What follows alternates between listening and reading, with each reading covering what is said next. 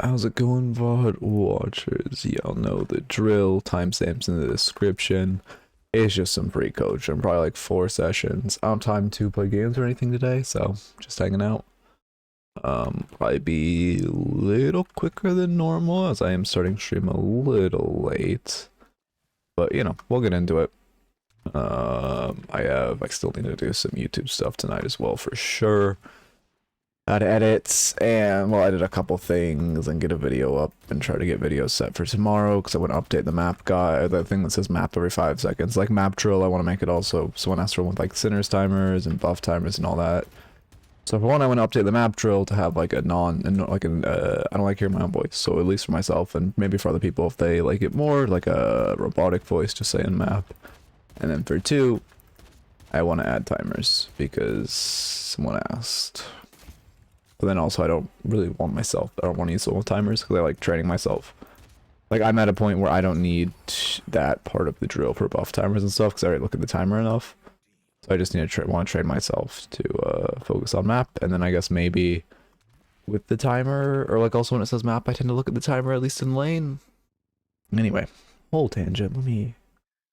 Oh, I swallowed enough for bot to ping big. I sort of raffle. Why is no one here? Oh, whatever. I guess I'm streaming kind of late, probably a slow start. Hey Bugs, how's it going? Twitch raffle, hey Wolf. Okay, hey Foggy, there's the ping, okay. Oh, did I fuck it up? I did. At Gamba. Oh my god, Gambaleer, thank you, holy shit. Low-key incompetent, but it's fine. Alright. We're good. Is your name Blake? Like IRL? No, my name is not Blake. 18 tickets, I believe. Yeah, I do. We're gonna have to start. Yeah, I mean, I do need to. I keep putting this off because it's not something I really want to do, but I do need to start making like minimum requirements to thin the numbers down. Again, just simple stuff like you have to have, I don't know. Like you have to be like, I need to make a video of like this is how you get out of Seekers, and then I can say, hey, if you don't get out of Seeker in a month, you can get a free coaching session. And then I can say, you know, you have to be above Seeker to enter, and then I have to, what else do I have to do? I would have to do, I need to prove that, fuck me, and then I would have to do, I have to do like minimum, you know, probably like 20 games in the character. I mean, I guess the thing is, is that easier? I guess that is kind of easier to check, but it's also easier to AFK. The thing about rank requirement is like, it's still like the same amount. Okay, coaching someone who like just picked up the game and is like, you know, initiate player has like 20 hours is kind of the same as coaching someone who has like 300 hours in the game, but they were all like a year ago and they just returned to the game. That's the thing. Second Archon for 1,000 hours. Yeah, listen, focus on improvement right now. Ranked is disgustingly bad, and like, yeah, just focus on improvement. That's all. Like, genuinely, right now they'll fix ranked when the game comes out. If you just focus on improvement, the second we have an actual good matchmaking system, you're going to skyrocket in your rank. And just leave it at that. I'm kind of back on a Mirage arc, because I've been playing well on Holiday, but I haven't been able to carry. Like, I'm doing generally fine on Holiday, although this was a very pausable win rate, which I kind of dropped. But I think I got to return to Mirage. Because Holiday got my aim back in line, enough to at least lane well with Mirage.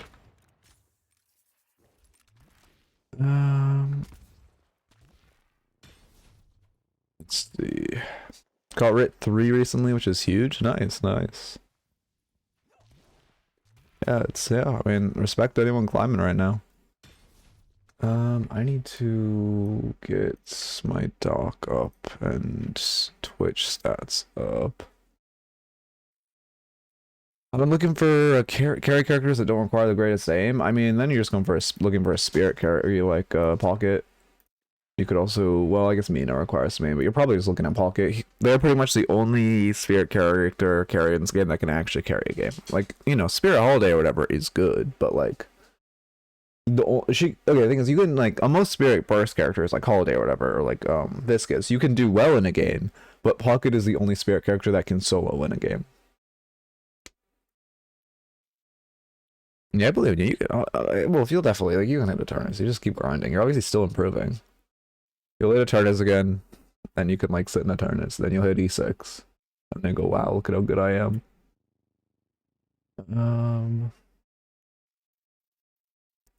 Shiv is, I mean, yeah, I guess Shiv can also 1v9 a game. The issue with Shiv is he's, I mean, I guess it's the same as kind of M1, but he's very hyper farmy, right? Like the issue with Shiv is I mean, I don't want to call him a stats check character because he also takes a lot of mechanical skill. Like if you're not up like 4K, you probably can't win the 1v1, right? And that like well against good players, talented players. So that's kind of like where Shiv tends to like wane out. Well, Pocket has like a fantastic early game. Like Pocket is just disgusting, bro. I can't wait to see this character nerf next patch. Well, Spirit Strike will get gutted, which will hurt Pocket, and then Pocket needs like Pocket just needs higher cooldowns or some shit. I don't know. Yamato can one. Oh yeah, that's true. I guess Yamato can 1v9, but Yamato's like purely mechanical. So if you're coming to coaching content, you probably aren't a purely mechanical player, right? Like I don't, you know. Okay, what's the date? It's the 29th. Okay, we have 30 seconds. Perfect. Pocket time. Yeah, Pocket. I was for a bit. Hey, thank you for the follow, Dreamer. For a bit, I was trying to learn Pocket, but I feel like Pocket's a character I want to be good at, but I just don't want to put in the hours to get good at, you know? Like, I feel like I could probably play Pocket well, but for one, Pocket's probably going to get gutted, and like, well, probably when the Halloween patch comes out. Well, not gutted, but they're definitely going to get a nerf. But then for two, like, what am I saying? I already lost my train of thought. I mean, Calico can carry, but she's in the same bucket as like Holiday or Viscous, where they can both carry, but they can't solo win a game. Like Pocket, I mean, yeah, Pocket is pretty much the only spare character in the game that can like solo win no matter what, even if you have 5 bricks on your team. Now, if you have 4 bricks on your team, you can carry as Calico, but you need one player who at least has touched a keyboard in their life before. And that's kind of like, you know, Pocket will, I don't know. But yeah, I don't know. I always want to be good at Pocket, but I just don't want to put in the hours. Because this character is like I obviously always win lane, because this character is disgusting. But then I come out of lane and I'm just fucking like a brick. I don't know. I'm not really, live reviews aren't, maybe one day with like, well, I guess Swento already quit the fucking game. Live reviews will probably come one day with this streamer, but I kind of prefer doing VOD reviews pretty significantly. So they give the freedom of like pausing and stuff, and tagening, and just a lot more freedom.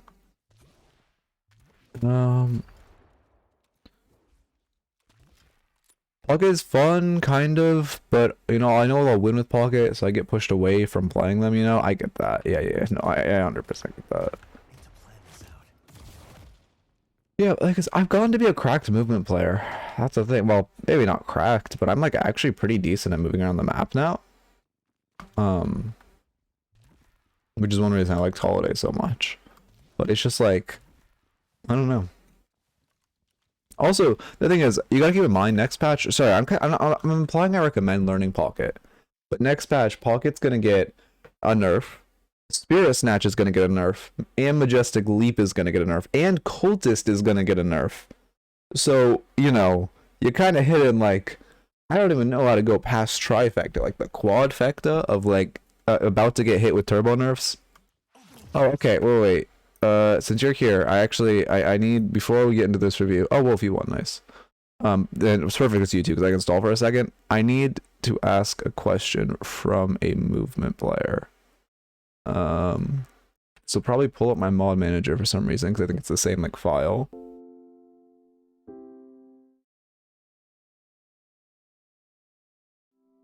Sorry to sneeze. Thank you for the Prime Dreamer. Sorry, I cut that off. I don't know why, but I have like a, I never want to sneeze on stream. But thank you. The Prime is much appreciated. I really appreciate all the support on the, you know, recent YouTube videos and streams and all that. It means a lot. I've been like, I kind of like made the, well, okay, I'm still like working with my main job, right? I don't think you would follow Sunny.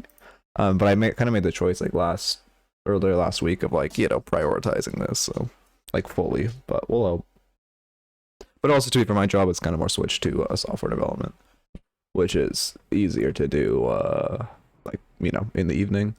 Okay, are my movement players still here? I need help.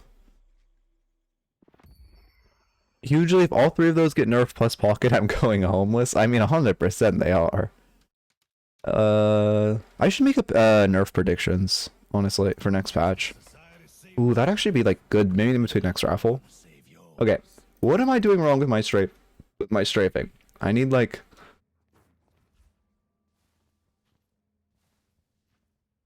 what am I doing wrong? I'm gonna do this for a second. Sorry, I know this is not. Oh, I need to move chat. I know this is not exactly. This is like this is you know what I'm trying to say. Yeah, I'm getting there. Where's my cam? I have it locked. Like, what am I doing wrong here? Your camera needs to follow your A and D. The guy who I saw did it like very menially. Do I have to do it more? I can do it more. But like I feel like I do significantly worse when I move my camera more.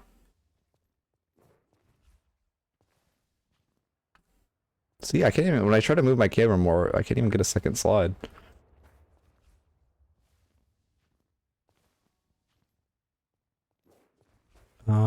Clearly someone hasn't played a Source game? Yeah, I actually haven't. I fucking hate CS. I wish I'd gotten into TF2, but I never did. I can't even think of another Source game. What? Movement? Why does my right click feel like it's not boosting me? I think I hit W too early there. I can feel that one. You have to alternate directions. I am. I'm doing like D right before I hit the ground, and then I'm going W and D. Like you can see, I go like, I don't know. I can't tell. This is, it like actually it fucking makes me mauled. Like, genuinely. Okay. Yeah, I played Apex, but never seriously. I think I've like 200 hours in that game. Between each bunny hop, I'm pretty sure. Wait, what? If I don't press W, I get like that. Yeah, the goal is to hit 3 slides and get like, why is my shift right click movement so bad? And get like, I mean, at minimum be able to get here consistently, ideally be able to get like here. This is where you can get normally, and this is like, at least, I'm not a fucking baby. But I normally am like lucky to get 50. Okay, wait, what did I... Okay, that was... Wait. Okay. Well, sorry for the stall, Wolf, but this is like... I need to get this actually functioning, and then I'm like the best, player. Is my audio peak?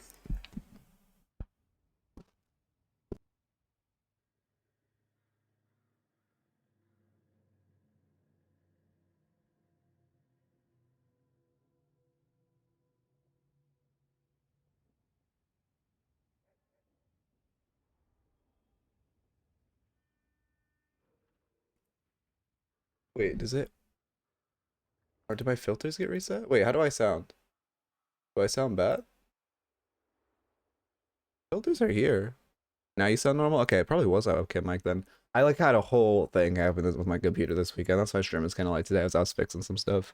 So there might be some slightly scuffed things like that. Thank you for helping with that. Okay. Yeah, well, if you're getting the noob treatment where, you know, we're gonna take a month to review you. Wait. Wait. The movement like snake is kind of hard. Wait, I'm doing it in the practice range. Like move, like move like a snake, kind of. I've gotten that advice multiple times, but I really don't know what that means. You want, well, I feel, is it better if I do it? I mean, I know what it should look like. We're not get put in the same same, whatever, you can same box. Hey, Gremlin, I'm trying to figure out how to strafe before we get to this, Eternus. I guess it probably will be more of a, I'll look for stuff to view. It's probably more of an analysis. Yeah, I'm trying to fucking, my strafing just ain't hidden. Like, I don't know what I'm doing wrong. You need to move your camera a lot more. The guy who I watch, okay, I'll try moving my camera a lot more, but the reason I'm moving it so slightly is the guy who I watched literally did like this. Like on the left and then right, and then it was like this much at most. But I'll try moving it a lot more. I feel like then I just go flying. Okay, yeah. You're not alternating the directions of your strafes. So I feel like it's supposed to alternate when I touch the ground. Do I have a clip? I could pull up the video. If I needed to.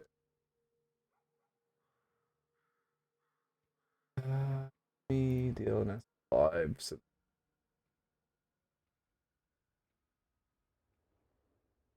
Probably. I think. Well, okay. Do I have an M1 scene? I don't. Here, I'll pull up the clip. This second. Where's my... You can hit 4? Okay, well, I don't even think... I'm not even gonna try to hit 4. I don't think I'm capable of that. YouTube video. I searched on my main. YouTube, and then let me also get this on my VODs shit. Deadlock movement guide. You're good.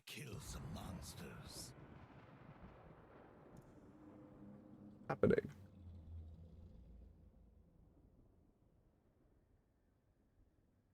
The actual good one. I don't care. These are also the awful ones. What? Why is the good one buried? There it is. Okay. Air strafing, and then let me get this on screen. It would be. I would also love if I could like get good at this, so I could make a strafing tutorial, since there really isn't one.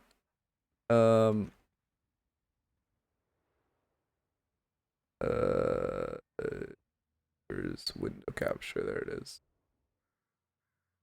Sure. Will this actually be my browser? No, of course.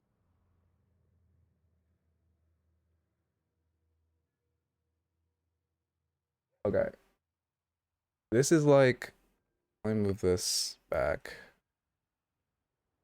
Also, if you need a good movement guide, where did I just put the... It disappeared. I don't know where it went. Is it in the ranks folder? I did put it in the ranks folder. This is like... Are you doing it here? I hope this doesn't fucking copyright strike me. Shit, I should like... I actually should be worried. I'm gonna do it like this so it doesn't copyright strike me. Is he... When does he actually do it? No, not with holiday. It should be... Is it before or after? Oh, it's here. It's like here.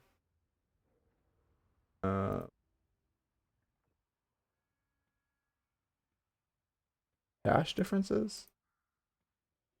Yeah, here it is.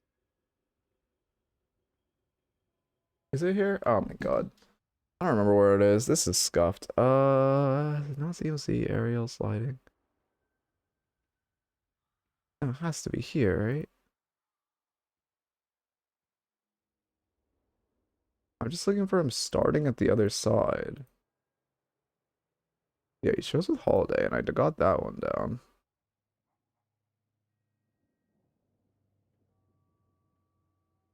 This is a little scuffed, but this is like, it'll be here somewhere.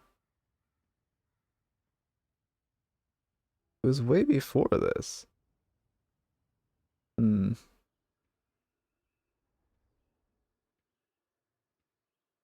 Not here, though. It's not here. He was Shiv when he did it.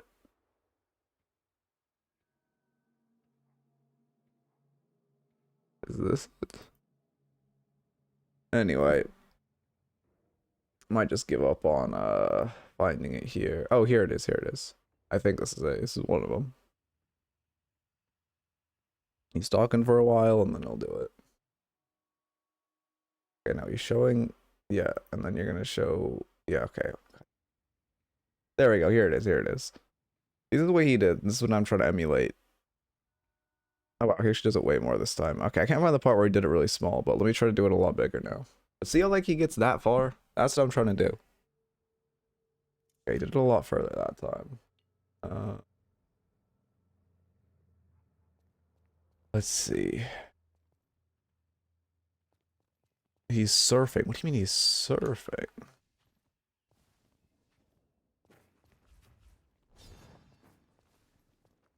You're just kind of teetering on your key. I don't know what that means, though. Like, what? Like, this is no W. Like, I'm not... What do you mean I'm teetering on my A key? I'm holding it, like, the whole time I'm going left.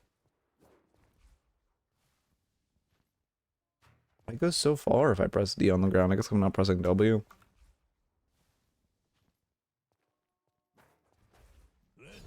It's too long. Wait, okay.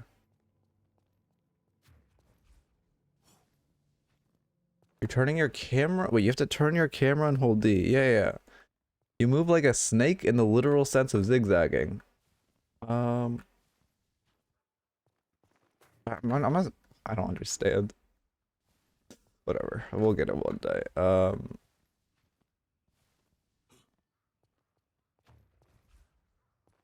Make him do it again. He goes... Oh yeah, he barely touches that. What the fuck?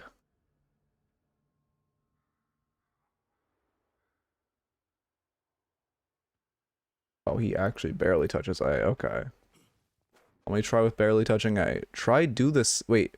Try to do the snake gliding immediately after you slide. Wait, I don't know what that means though. Hmm.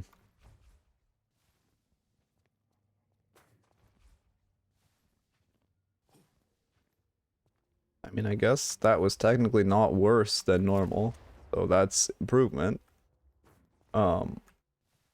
Okay, I'm trying not to hold this for very long. Okay, that is feeling better. Okay, you're right. I was definitely holding A for too long. That is feeling better. We're getting somewhere.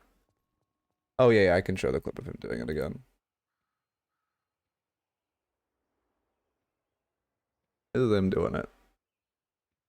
Also, sorry, it's a little small because I don't want to risk any copyright. But you can see, like, you can see the difference in the skill. Let's just say. He's double strafing. I don't know what that means. Wait, you just try to strafe off I know how to strafe normally. I know how to air strafe. I can air strafe well. Watch it again. What am I looking for when I'm watching it? He almost clicks on heads on his left one. He goes very quickly when he's moving left. Oh, I'm not fucking... My fault. When he clicks W, watch it again when he just clicks W when he touches the ground. He holds it whenever he's touching the ground. It's not much, there's nothing more. That's the part I like, well, okay, that's the part I understand, but as far as mechanically pulling it off is a different story. But that's the one part I actually understand.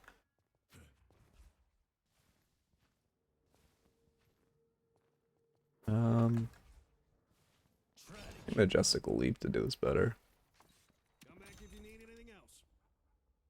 You're not clicking W at all? Yes, I am. I think I am. I mean, okay, I might have given up sometimes. Oh my god.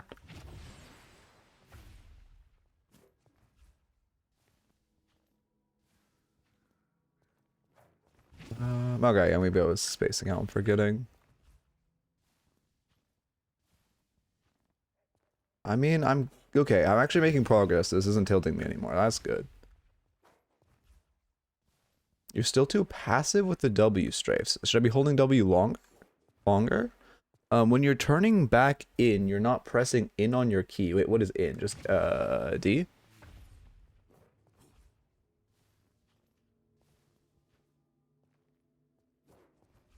Okay, let me check. Okay, we're going to the clip again. I need to check if he presses D while he's on the ground too, right? It's W and D, not just W. Oh, it's just W when he's on the ground. Interesting. Okay, I didn't know that. That's good to know. The direction that you move in, like relative to your reticle. Wait, so yeah, when I move to the right, like back from my slide in, right? But you're holding A and D too long. Once you're in the second strafe, you have to press faster. Okay, that makes sense. That sounds right. You're picking one. Wait, you need to go back and forth more. You're picking one direction. Okay. If you're out to the right, press. Okay, wait, let me.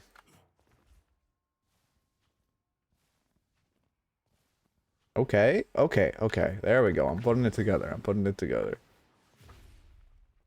Yeah. Listen, Wolf wanted to be a mod. He chose this fate. Oh, that was already bad.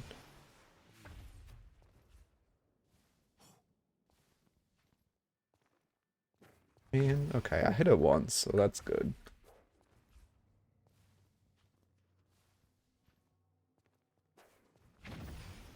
Now, okay, but what am I doing? I'm also missing my dash jump timing, which is extremely embarrassing considering I have 2,000 hours in the game. But I spent so long just hitting like one air jumps, I like haven't dash jumped in like 3 months. It's so bad. Button too much. Okay. Was that still too much on picking a button? Felt like it shouldn't be. I feel like I'm moving my camera around too, because I'm kind of doing this like, oh, I got the third slide there, but I stopped. I'm kind of doing like this smile thing, because if I do it diagonally, I tend to just click on heads. Like, that's the issue. I tend to like, I can't slowly move back and like pick up my momentum. That just doesn't work in my head. That's why I do figure eights when I'm air strafing. I haven't found a way to like emulate that. Okay.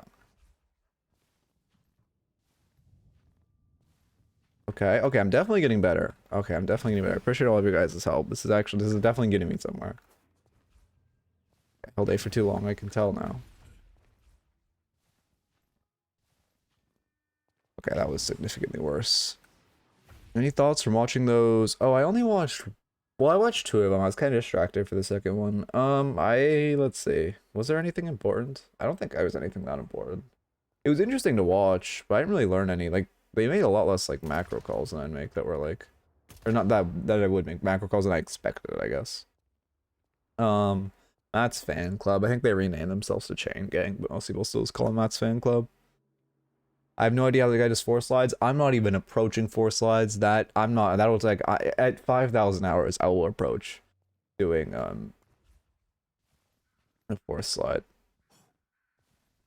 Okay, I'm getting better though. We're getting there. Like, the fact that I can hit it like 20% of the time is so much better than like getting an actual negative impact.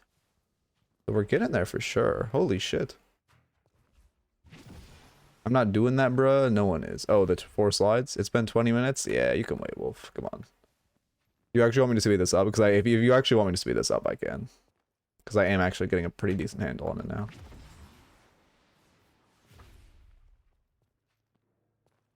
But if you have like somewhere to go, Wolf, soon I can 100% just get to your like review / analysis. You can also like jump to one side and full strafe to the other. Yeah, that's what I was trying to do initially, but like that shit, I don't know. I think that shit's too complicated for me.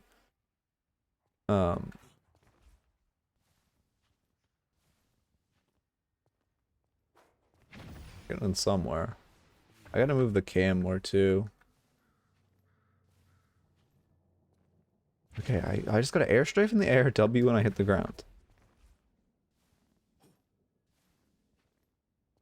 Oh, this is so weird. It takes like, my brain cells do not like this. Oh, I'm not back now, soon enough. Okay. I should have like Eternus review coming up on screen. Keep all the people here. Fuck. No, I'm not hitting it. Wait. Lock in. Okay, I'm doing the thing again. Right crutch on A. When I like stop thinking about it, I have to actively think of not hitting A for very long. But then I don't think about moving my camera. I have to get one of these things to muscle memory. I guess that should be my key inputs, right? That's the first thing I should commit to muscle memory. Triple slide, but really poor one. But still triple slide. I mean, it's actually so embarrassing I'm failing the dash jump timing after 2k hours in this game. Holy fuck. What like has happened to my mechanics in this game? Yeah, I got Majestic Leap just to reset. I mean, I could also do it backwards, but I prefer having like a steady way to track it. It doesn't give any like, yeah, okay, fine. Can't wait till Majestic Leap is nerfed. Fuck me. Okay.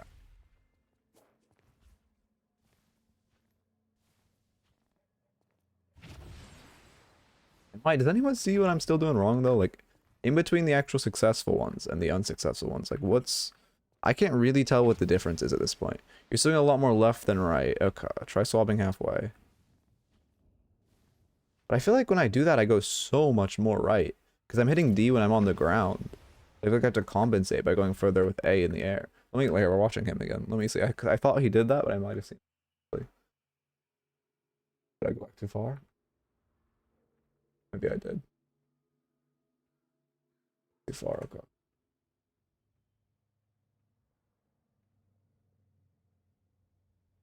He hit D at all when he's on the ground? Okay, let's see. At any point when he's on the ground, does he hit D? No, not really, and no. Okay.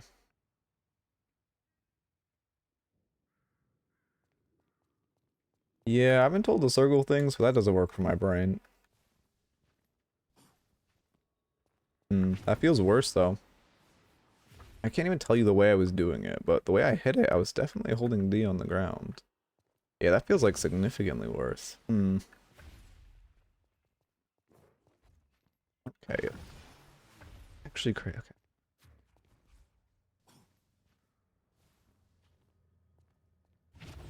If you watch yours and his next to each other, you're only strafing in one direction. Yeah, I feel like I don't know. Maybe I'm going insane. I mean, I'm getting back to the middle point, so how can I only be strafing in one direction? Because I feel like if I manually try, like, okay, don't strafe very much with A, I go so much further to the side of D. Yeah, that time I didn't, but I also didn't even do it correctly.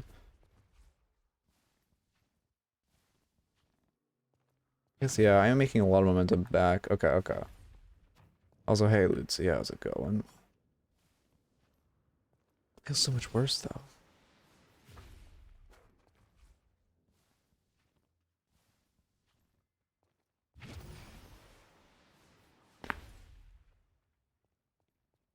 How was I doing it before? Because I feel like I've devolved in my ability to do it, like 1000%.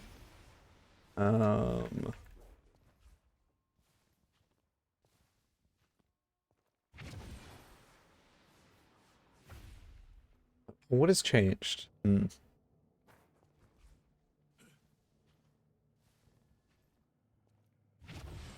first one, I have to be way quicker on that.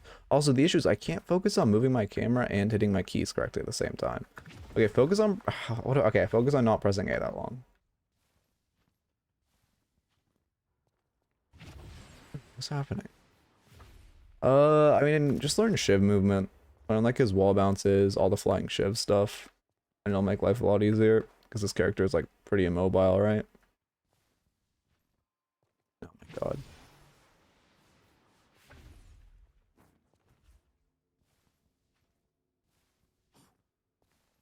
Oh, I actually did it there. Yeah, learning the space. Like, Shiv is... oh, you could also watch Ido. Ido's on a Shiv arc right now. That'll help. He's doing a ton of Shiv. Like, he's learning Shiv right now. Which, you know, I'm sure it'll mean Shiv will get nerfed and, like, not probably... Well, it depends how long its patch is. But, yeah, I can do it, like, occasionally. I'm doing it less consistently than I was before, though. That's the issue. But see what I mean? Where I feel like I go... Because that's how I'm not committing to D, but I'm sliding, like, all the way here. Just off the slide.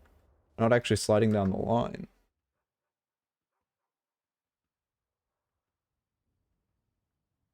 Like, I guess he is kind of sliding over? I don't know. It's funny that Shiv is supposed to be really mobile, but him just flying around with the shotgun, yeah. Yeah.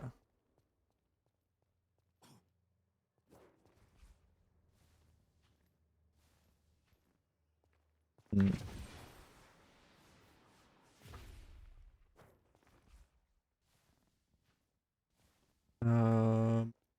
I'm almost there. I just can't get the consistency. I don't know what's like. That time I lost so much. That time I overwent to the right and lost so much momentum. Or so overwent to the left and lost so much momentum sliding to the right. Looks like you're supposed to start the slide by going right and finish it by going left. In this, in the video, he starts by going left. Oh, okay, yeah, the first time I think we've ever used the copium emo. All right. Oh, this is just some random guy who like made a really good movement guide that I'm trying to figure out how to strafe off of.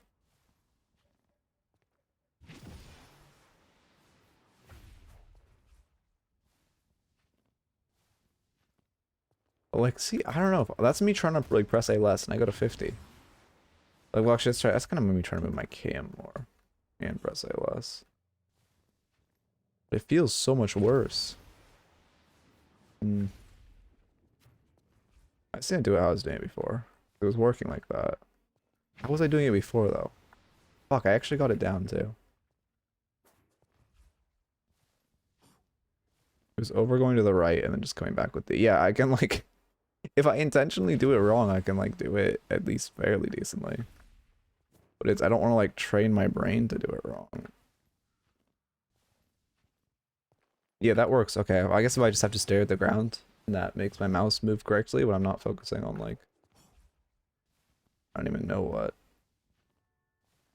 Yeah, I can actually do it consistently if I just stare at the ground and do it wrong. I guess that's something.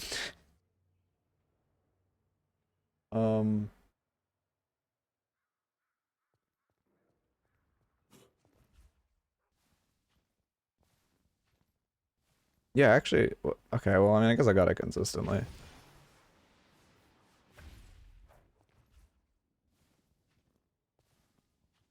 Oh, fuck, that was bad. But I could feel that was bad. Alright.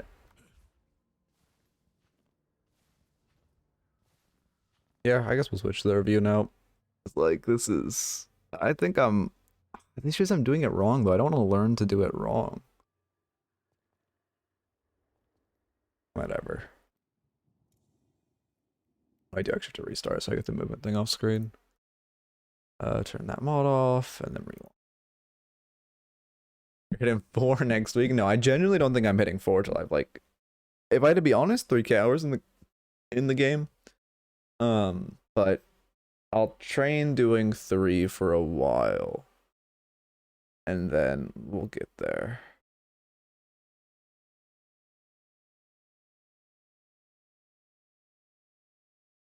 Oh, I just fucking cleared the notification. Well, whatever, I'm not using this scene. Let me remove the browser tab.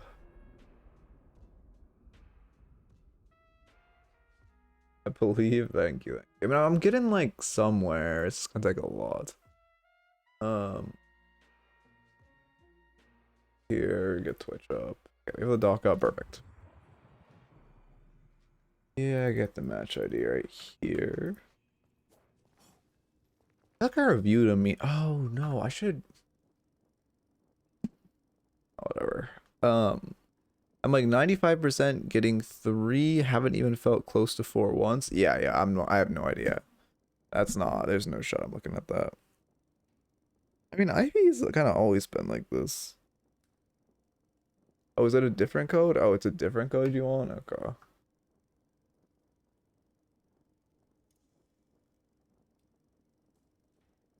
Still on... Yeah, you're still on Mina. Okay. Yeah, I really wish we got a balancing patch last week. Maybe we get one this week, but more likely than not, we're probably waiting like 2 to 3 until the Halloween patch, which kind of sucks because it's a long like I'm definitely getting stale of this meta. Veilwalker meta was kind of fun at the start. Actually, I don't even mind Veilwalker. The items I really mind right now are Cultist. Are there any other items I hate? Oh, well, I feel like it's mostly characters at that point. Oh, fucking Fury Trance. God, Gut Fury Trance. I hate that item so much. It's so fucking overtuned right now. Oh my god, it should give like 20% spirit resist at most, man. And then, but then the characters I can't wait to see nerfed. I want to see GT gutted. I will be so happy when Kelvin's gutted. I want to see Abrams gutted. Okay, can get some nerfs. Paradox gut that motherfucker. God, like I really hope we actually get a balancing patch on Halloween and they don't just like add shit and not balance, cause fuck those 4 characters so much. Yeah, I think my least favorite character in the game right now is Calvin though. By far. Because the thing is, GT is at least punishable. If he like mispositions, you can punish him. Kelvin just has 2, so he doesn't need to learn any movement. His gun build does absurd damage. His spirit build does good damage. His support build also is insane. And his dome is just the most overpowered ult in the entire game. Flash Marker and Emissary Eternus. I don't think they'll nerf Calico. They maybe will buffer. I hope they don't buffer though. I mean,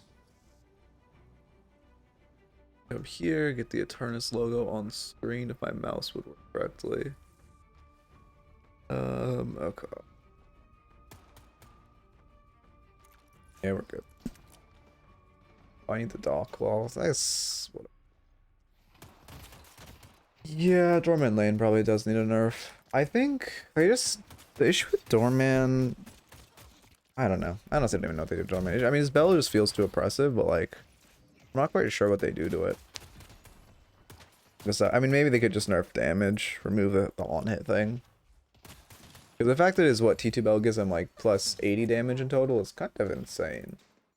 Let's see, it's yeah, plus 80 damage in total. Like that's kind of absurd. Plus 80 damage on a T2 spike compared to like Mina, who's gonna get like, I mean, like actually pretty similar. Actually pretty similar. Fuck Mina as well. But compared to like, I don't know, Dino, who's gonna get plus 30% fucking bullet damage. Haze, who's gonna get like some extra stacks. There we go. Yeah. I mean, I think, I don't know. I think they just nerf Dormant base damage, maybe give it a little more scaling and it'll be fine. Nope, they're already very low. I was not paying attention. I was looking for a Love Bites prog because it'll exile the Dino. Lash is taking a bad trade, so we punish him. I mean, the thing about this also with Mina is like these players are playing really poorly.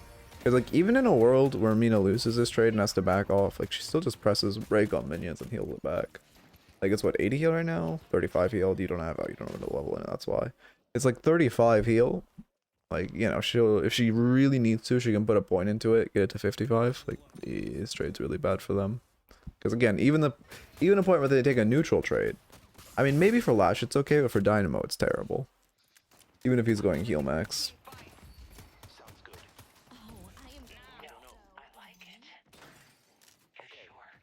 Yeah, go. I mean, yeah, this is fine. We're just win lane because we're a Mina with a small advantage. Oh, I was looking way to see Mina nerf too. Forgot to add that character to the list. I think they just, I don't know. Mina just, I guess it's just her lane feels too oppressive. She feels very punishable late, but it's her lane just feels insane. Like her lane just feels like a character check, right? If you're a character with high burst, you can beat her. But if you're like 90% of the roster in this game, and she just feels so awful. If you're poke, she out heals it. If you're like any other type of damage, as long as she doesn't full commit to a trade, she's fine. So it feels bad.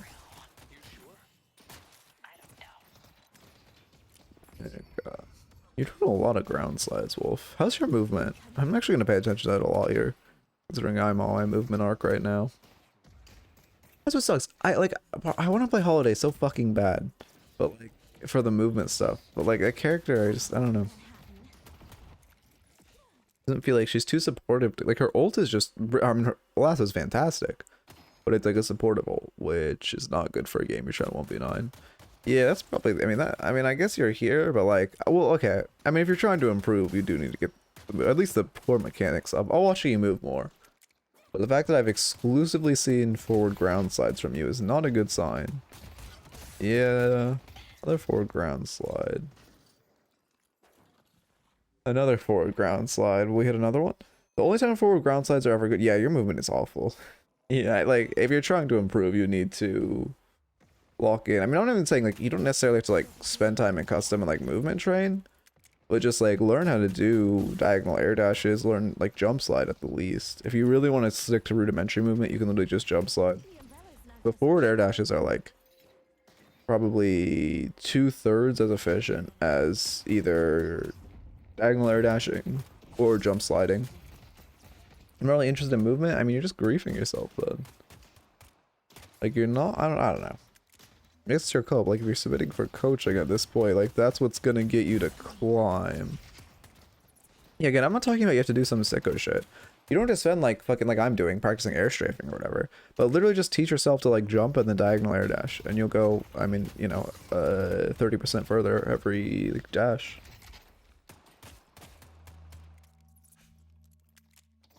I was gonna get that. You just hard shove wave, and then you go to buy your QSR.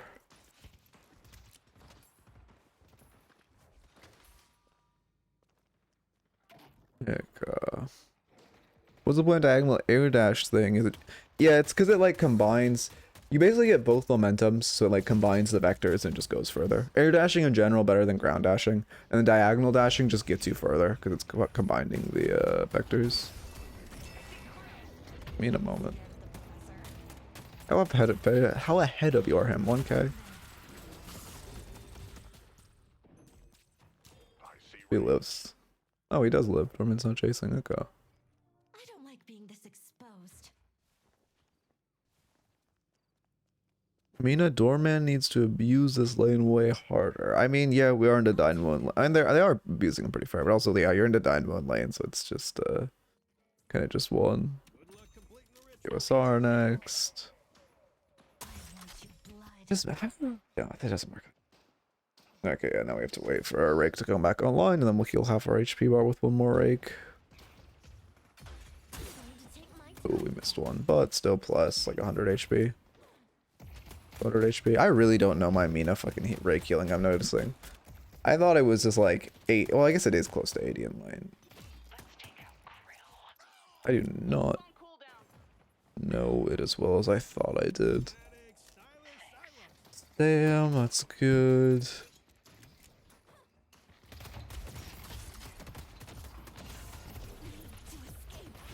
You're dead after that. There we go. You should hold that 2 a little, like a second longer.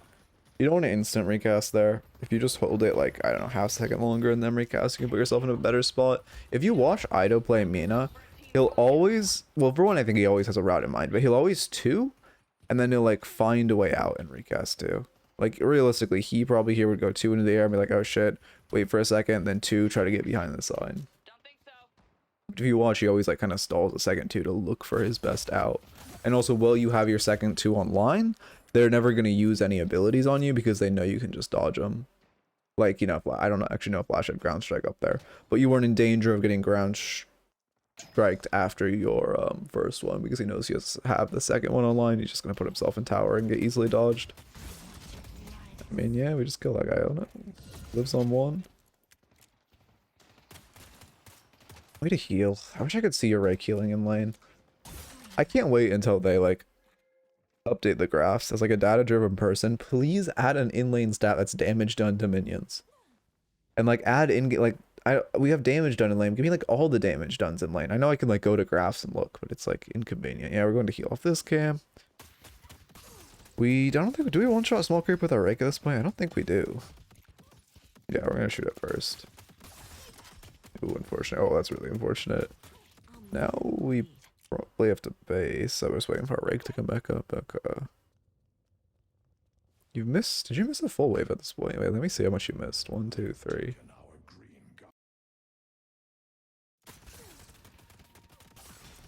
Yeah, we missed a full wave while we're doing this. This is really bad.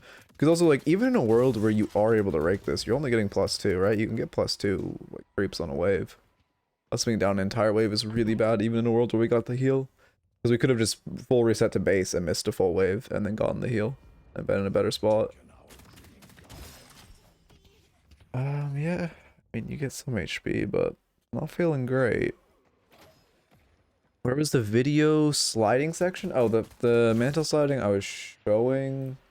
Oh, I took it out. It's literally just called I think it's either called, I think it's called the strafing or sliding. It's like after he shows air strafing on holiday, like directly after that, and he's just shiv and he bounces around. He's just shiv and he bounces around. It's in the first section, like first, I don't know, 20 minutes of the video.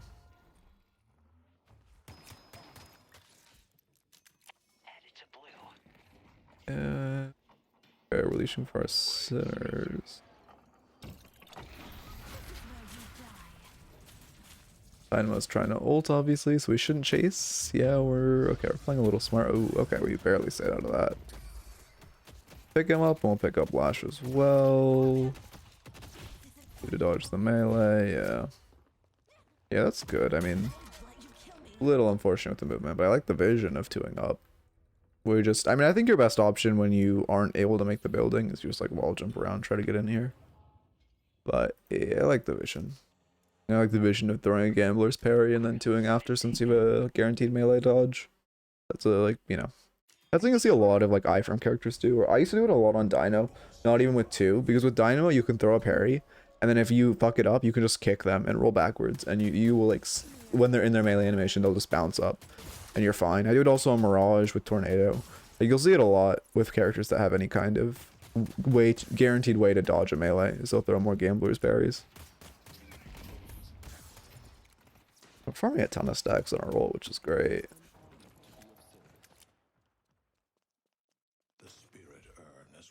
Okay. Yeah, like, I mean, also just to go more into movement right there, like, we just used 3 stam for 2 jump slides. Like, you could have just done that off 1 stam, the jump slide jump. Yeah, we're also not, whenever we use we are dash jumping now, which is better. But we're also only 1 sliding off of it. That's a good 2.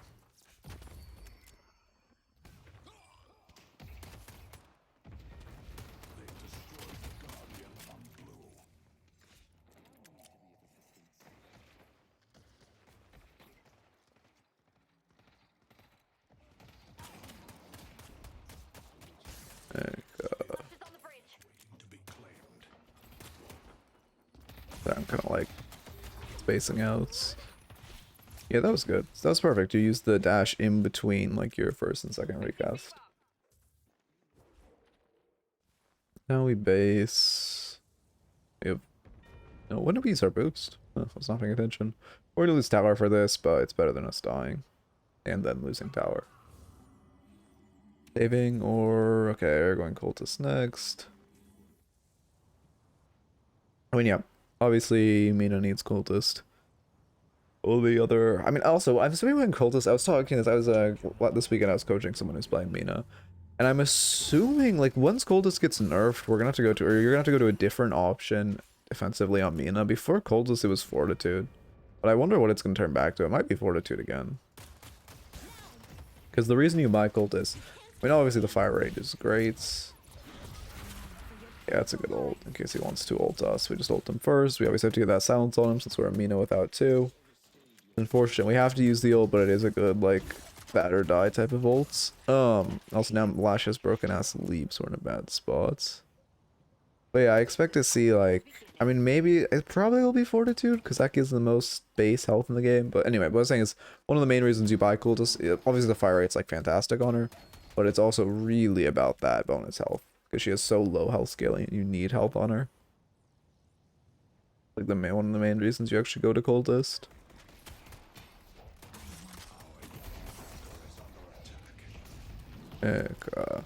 Finally tried a different page build and it feels awesome. I can finally do something myself. Yeah, I mean, Paige is, like I said, Paige is disgustingly broken, so I believe in you. Well, in solo queue, obviously not in pro, but most boosting character, and true supports are always the most boosting characters. Can you check how much base health does 10 stack? What is TC? I don't know what TC is.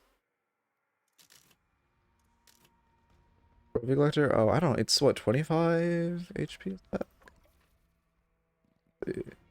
Yeah, 25 HP, so it'd be 250. Oh, my game's tweaking. Nice. There we go. Pick up Mo.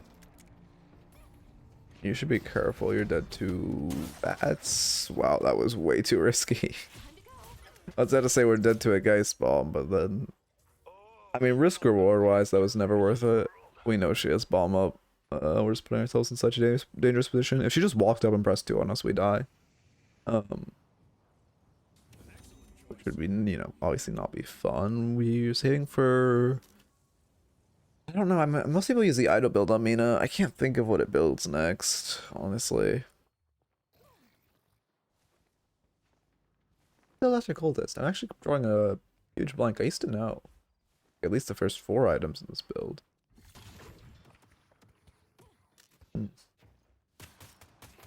Yeah, just push Geist off the vault if we can. You obviously don't want to commit to this trade, but if you can steal a vault, that's good. At this point, we're overstaying, right? You don't actually want to stay for the fight. Yeah, there's Bebop. Yeah, I mean, good use here too.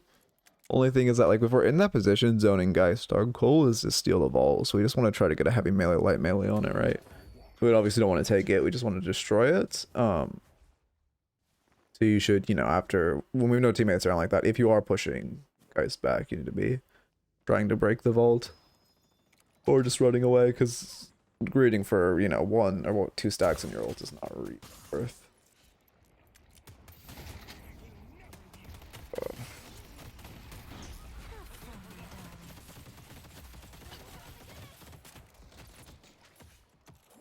The bag, run away, yeah.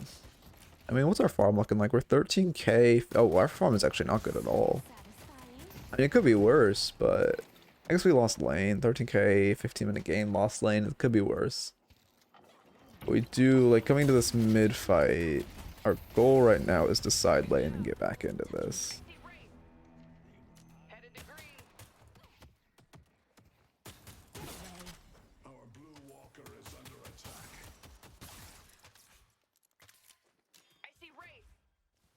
Okay, yeah, they're running Urn. We always have to fight this. But yeah, right now as Mina, you need to be kind of making your way towards the side lane.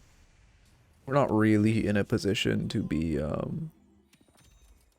we're not really in a position to try to mosh pit or try to fight as like a, you know, we're not the least farm in the lobby. We're a pretty average farm player right now. As a Mina, you kind of need to have a soul advantage to be actively seeking out fights. We should just take a second inside. Obviously, to contest this Urn. Our teams, we shouldn't fight this right now, right? Like, look at map. Our teams, I mean, I don't like this call. This is not really your fault by any means. My map view. Wait, why is my map view not working? Oh, is my Steam Deck fucking tweaking because of the update? Let me, I think I know the issue. Like, this will literally take 1 second. No decks detected.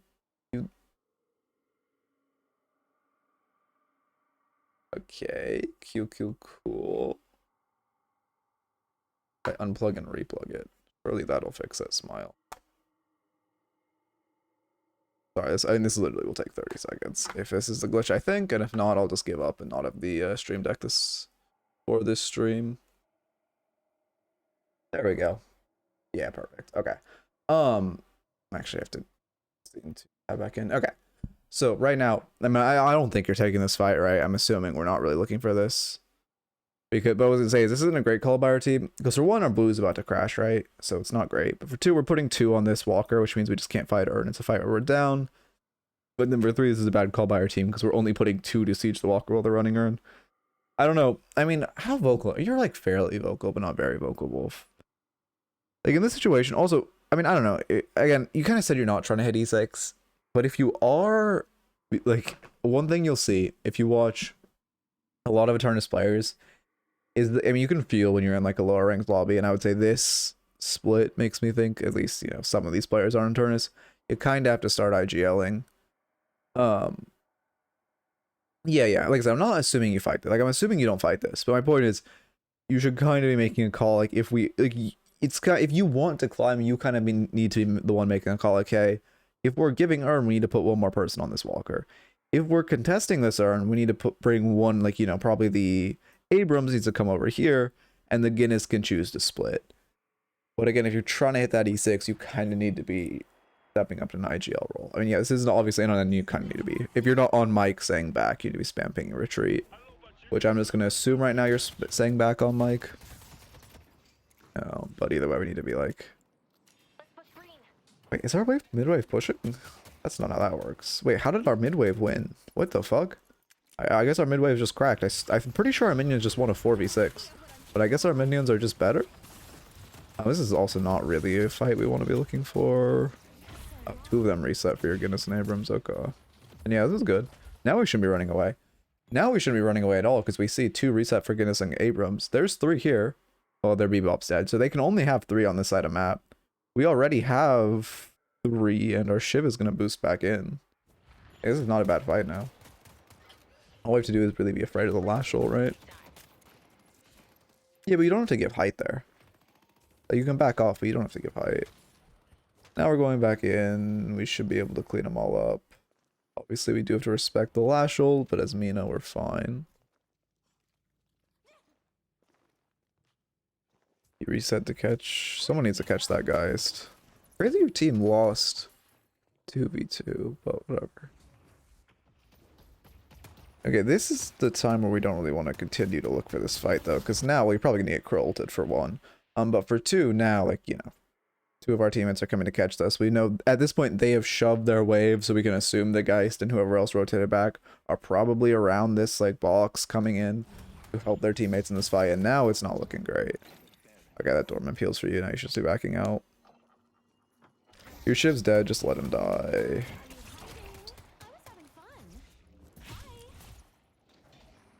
I mean, we're doing a good job, like, staying at the fringes of these fights.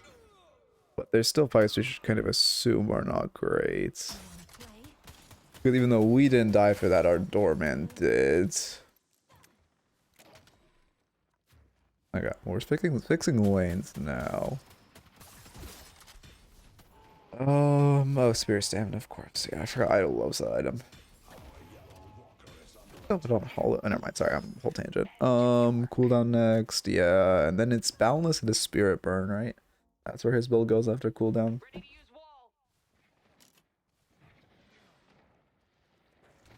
Coming to this fight. I mean, it looks okay. Not your fault, but one of your either the Doorman or Shiv needs to be catching this blue lane. Also, yeah, you're said to be so afraid of that Krill. He's doing good. Well, actually, I don't know if he's doing a good or bad job, because if he ulted whoever he was fighting, he might have killed them, but this Krill is really holding his ult, which makes it very scary for you. You go Spirit Burn first. Yeah, I'm not sure. I wish, again, this is sort of something I wish I could talk to Ido about his thought process with it, right? Because well, okay, if I had to guess on why he goes Boundless, it's because her, you know, Love Bites and especially her Rakes go really well with raw Spirit Power. And her, I mean, her ult, also the bats. It's 0.012 doesn't sound like a lot, but per bat actually is. Okay, there's the Krill ults. Fortunately, we can just 2 away because his teammate's dead. Also, that's a really good melee by Abrams. Well, actually, I think it came at the end. But also, if you're heavy meleeing a Krill who's ulting one of your squishies as a tank, it's really good, because even if the Krill's, like, good, they'll tend to cancel the parry, and then you just, like, you know, save your squishy. And you being stunned for 3 seconds, I actually know what one parry stun is better than your squishy being Krill ulted. I mean, this is, yeah, okay. Ooh, Silence Wave is scary at this point. Probably need a remover this game. I'd go remover after Spirit Burn. But yeah, also, I do understand going Spirit Burn before Boundless, because it does feel like, once you have ult max and you just one-shot objectives, it feels crazy. Majestic Leap just got eaten? Oh yeah, I desperately hope that the game I don't know why I read that like a chat message, but I desperately hope that the game fixes Ping. Holy shit, fix Ping. Ping feels so bad in this game. Like fucking Majestic Leap's just getting like 8 and shit. Feels so bad when you Majestic Leap and it's just like gone. I really hope they fix that. Yeah, Dorman's running Urn. They have no Dynamo ult. I mean, overall this fight is good for us, assuming we can get wave states. But our left lane is not positive, so this isn't an ideal time to run Urn, because Dorman should have shoved the left lane before he ran this Urn. I mean, great kills. We should use this advantage to go Urn. Looks like Haze is going to catch the solo. You guys are going to come over to Urn, which is fine. You've gotten your farm up. Have you seen Calico getting stuck in ult animation? You just can't see it from Ping. Like, well, is it just an animation glitch? Because, like, or, like, is it actually, she's, like, stuck in some old shit? I mean, we're pressuring this mid. We kind of are losing our advantage, though. Yeah, I mean, that's all. Well, I'm pretty sure you're, even without, Boundless, your 3 still procs burn, including the damage it does off the autos. It's close, I guess. But if you drop Cold Front, it definitely does. Rake 100%. Well, Rake's doing like 200 right now. Yeah, 200 even. Plus the like current missing HP damage. But yeah, I mean, I don't. play Mina enough to have like a strong, okay, boundless or spirit burn first is better. I think either can be fine, but again, that's as someone who, well, fuck Mina. I'm not gonna put more hours on Mina. You need to be so afraid of this Krilled. This is not a fight we want. Yeah, luckily he zoned in on your Shiv. But this is not really a fight that we want. You're still running into a 1v4 even if they are low. Okay, we're gonna get out. Yeah, I think you're just also relying on superior stam a lot as a movement crutch. That's the issue. Use your 2. Like, okay, your movement isn't that bad, but your early movement is bad. Because once you have your 2 to get in the air and superior stam to air dash, well, you're playing fine. But it's when you're stuck to the ground that it's not great. You're just like, you know, clinging to a lot of ground dashes. They're running but they have Lash and Dynamo ult, so it's pretty scary for us. Assuming our Shiv has a good respawn timer. I mean, this is a good chunk before the fight. Yeah, we have to 2 away. If we can zone this Lash, we have to make our way to the Urn fight because our team's choosing to contest. They want a Krill ult too. I mean, they're wasting a lot on you. The issue is like, okay. They wasted a lot on you, but the issue is you're kiting left. You need to be kiting right here. Because like now, the way you've put it is so, even though they waste a lot over chasing you, both Lash and Krill are now significantly closer to this fight. And obviously your Haze is going to catch this wave, right? So you being on the left side of the map doesn't really matter. But if our team's making the call to contest Urn, even though again, they have Lash and Dynamo, so, you know, maybe they, well, I could see a call to just like take mid walk, or take the left side walker instead of doing this Urn. Because, you know, Lash and Dynamo are very scary ults in tandem. However, since our team is contesting this, we need to be here. And us not being here is putting this as a very losing fight.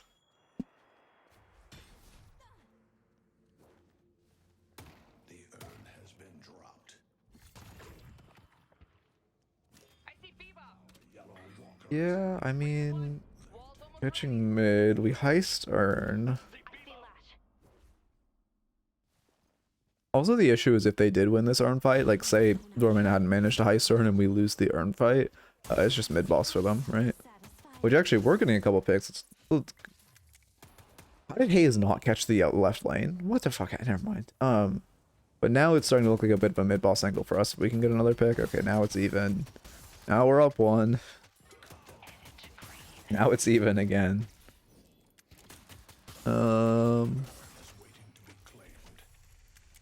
Yeah, I mean, you gave all your lanes prio. Now we should just go mid. We have Mina ult plus Spirit Burn as well. We can one-shot it. Last Shield's coming online, to be fair, but yeah, looks like we're going there. Okay, I wish I could see respawn timers and I could give a more educated call on the mid, but I'll trust your decision not to since I can't actually see who's respawning what. Okay, now you're going for it. I mean, you have Mina ult, but they have Lash ult, which is scary. Here, let me fix cooldowns. I don't think it'll really matter, but in case there's a fight here, actually being able to see your cooldowns is fairly important. We ulted. Is it Spirit Guinness? Oh yeah, Spirit Guinness. No, it's Gun Guinness. I think our turrets are doing a lot.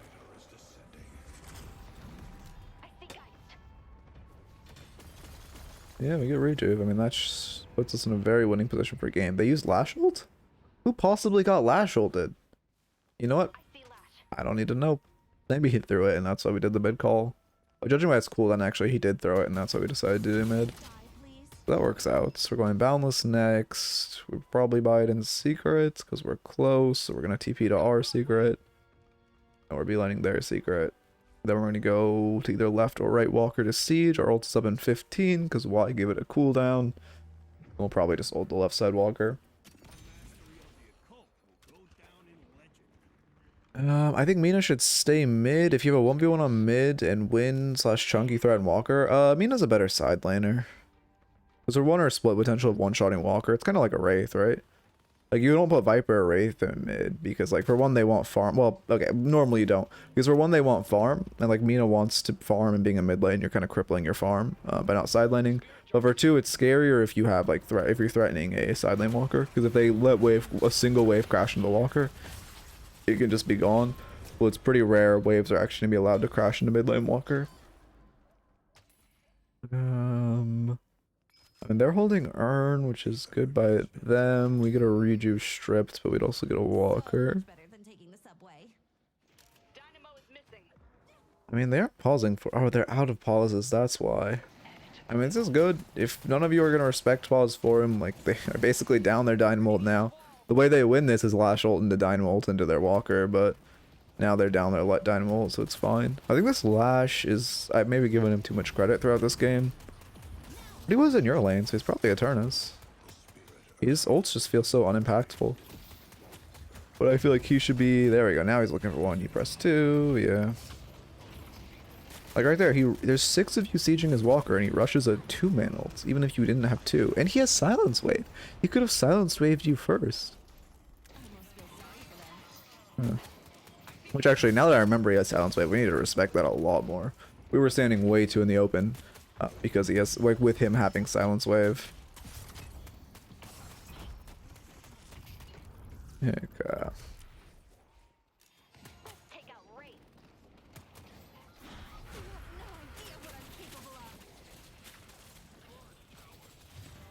yeah, I mean, this should be... Their Dynamo's back now. His ult is scary, but game's pretty much won at this point. If they don't strip any Rechus off us before Patron's knocked, we can just end. Torment's coming as well. Is it Bomb Ball? What the fuck? What? Okay, you know what? I'm not even asking. Oh, looks like they are going to take a Reju off of us. Your Haze lives on 1. If she goes and dies, we just win. You just have to be so afraid of Dino ult. Like, that's the scary thing right now. You don't have Mina ult for 15 seconds. Okay, he wastes it. No, okay, maybe that wasn't a waste. But McGinnis wall to shut him down. And that's game. Okay. We obviously just jump in pit, press ult. Haze can also... Haze already used her ult. But we ult it, and we just win. Yeah.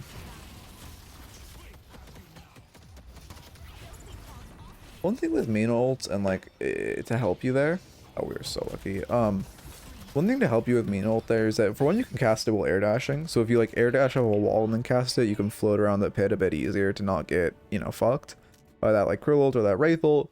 And then secondly, I think my cooldowns are glitched, but if you had 2 up, you should try to be like doing around there to like zigzag. Which the Krill kind of appeared out of nowhere with Warpstone, so I don't, you know, that makes sense. But we should be trying to get a little movement while we're ulting. Okay. Honestly, as far as the notes, again, like I do, if you want 86, I highly recommend the movement stuff. Again, you don't even have to like watch that video or do any movement training, but just train your brain to like jump and then air dash, and you're golden.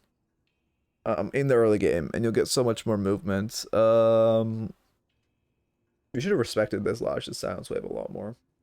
That game, 100% of Lash Silence Waves us and then ults us into Walker. That game could have turned on its head. And then also, you need to like farm when we lose lane like that. You need to be trying to farm more. You weren't. Mina needs a little farm in her to be like really scary. And when we lose lane, we can't really be like sitting mid and kind of wasting our time. You need to be trying to hit a side lane, get a couple waves in you, get a couple camps, then you can come back. Oh, also that time when you missed wave to try to heal off the hybrid camp, we should have just reset at that point. Because even if you got the heal, it's like maybe a third of your HP bar, half of your HP bar, versus just full resetting obviously gives you the full HP bar, and then you miss the same amount of minions. But yeah. But what's this actually?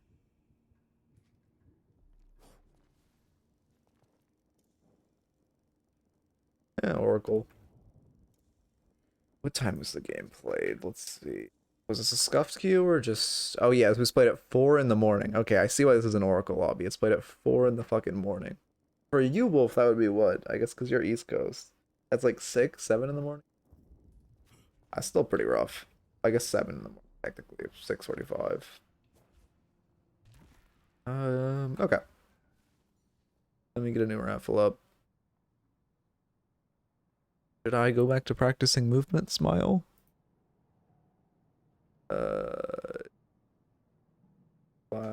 Awesome. Go to the raffle scene, get a new raffle. You can do 5? How the fuck? I mean, that's not, again, I don't think that's something I'll ever be capable of, to be honest with you.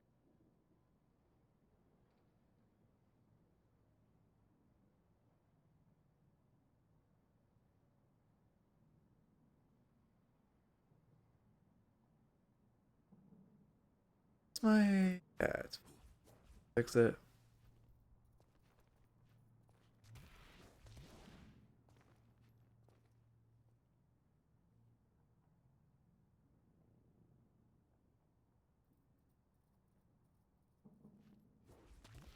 I think I should just go practice, but I don't fucking want to. Oh yeah, I got Mega Bonk. I've been fucking with it. I'm fucking with it. Clover Pit. I like Clover Pit, but it's kind of too. I think I'll like it more after a couple patches. It feels like I got all 4 drawers, but it's literally just the pattern is just like you get the bell, you get the picture, you win.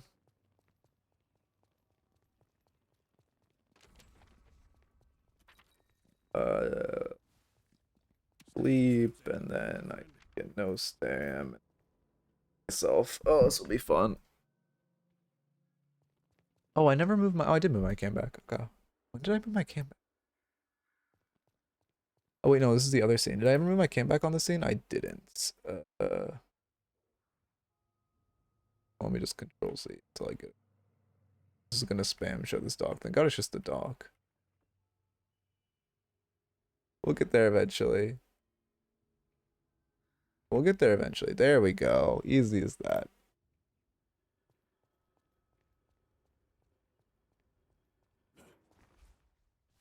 I already fucked it up. I also really wish there was a way to...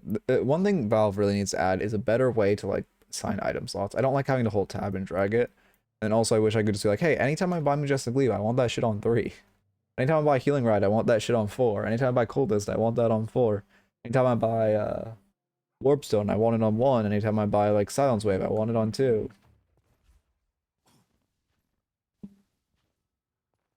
Okay. I told myself again. Okay, I gotta look down. I do it well when I look down. Just like barely move my cam and look down. Okay, I already fucked it up. Barely move my cam and look down. Okay, already fucked it. I don't even think I would have gotten a second slide out of that one. That one's big. There we go. We can nearly reach bridge buffs, but it's pretty slow. What the fuck? With no items? Actually insane. I didn't practice my Viscos movement. I was playing a couple of Viscos games the other day. My Viscos movement felt kind of sloppy. Like, I love this tech is just so fun. Okay, I'm the best. This tech is just so fun, man. Like, you actually just have to love Flying Leap. And if you do it the like sweaty way where you go like this shit, so you just go absolutely turbo flying. And like that shit makes me want to play Viscous again. But then I like play this character, I'm like, damn, you just buy Express Shot and abuse Express. Oh, also fucking nerf Express Shot Viscous for the love of God. Make this character fun to play again. Express Shot Viscous is the most boring shit to play in the entire game. Like such a fun, difficult character turned into such a boring, easy character. With one fucking combo. Did I fuck up my leap? I think I did. There we go. Now we go fucking sicko mode. Wait, you can sit on here if you're in cube? Wait, I need to do that again. Flying Lash and buying Majestic Leap and Warpstone hurts my brain. Because 1 is my dedicated movement slot and having 2 is my dedicated damage slot, so both hurts my brain. Yeah. I think for me it's like, I just have Warp on 1 because it's like my... Well, I just can always have Warpstone on 1. But Majestic Leap hits for 3 because it's like a utility leap. Like it's movement, but it's utility, right? Like Warpstone is like an in-combat type of thing. But can I stay up here? No, I just want to hang out. You can make the cube tech even crazier if you last touched a surface with a slope. Huh. Wait, where would you even... I mean, I know technically these have slope. I could probably do it like here, off like this. But it's so hard to do. Like, I didn't hit that right.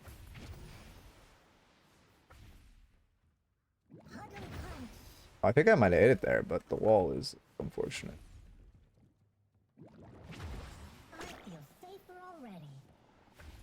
There we go, I found my spot. Man, like, this shit makes me want to play the character again. And then just like... I don't know, this gets people to just do this. And then you wait your cooldown and you right click. It's so boring.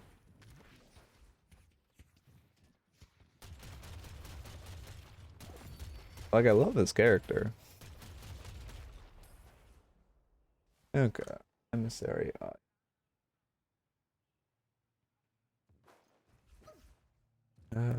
Um. I should. I'm not using my phone stand.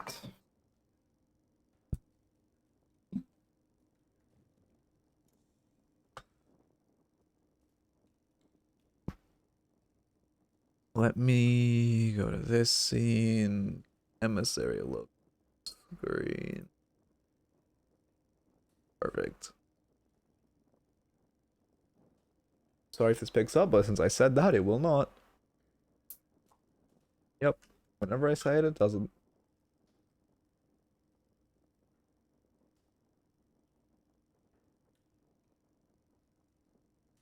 Oh, that's like Saturday? Oh, cool.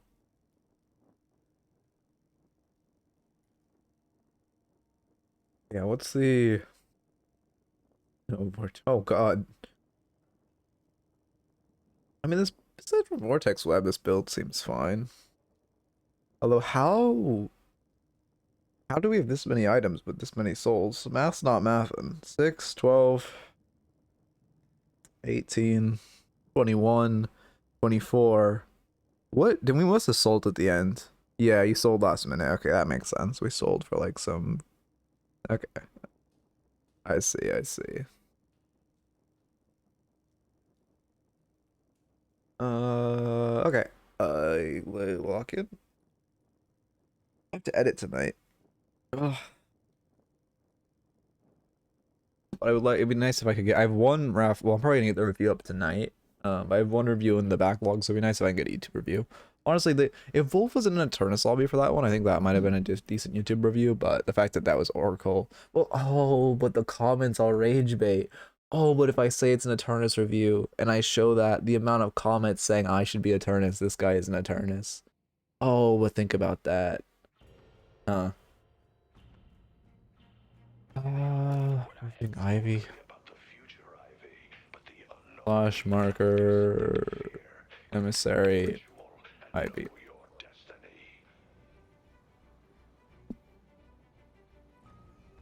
Okay. I have to practice that like strafing for so long, man. Yeah.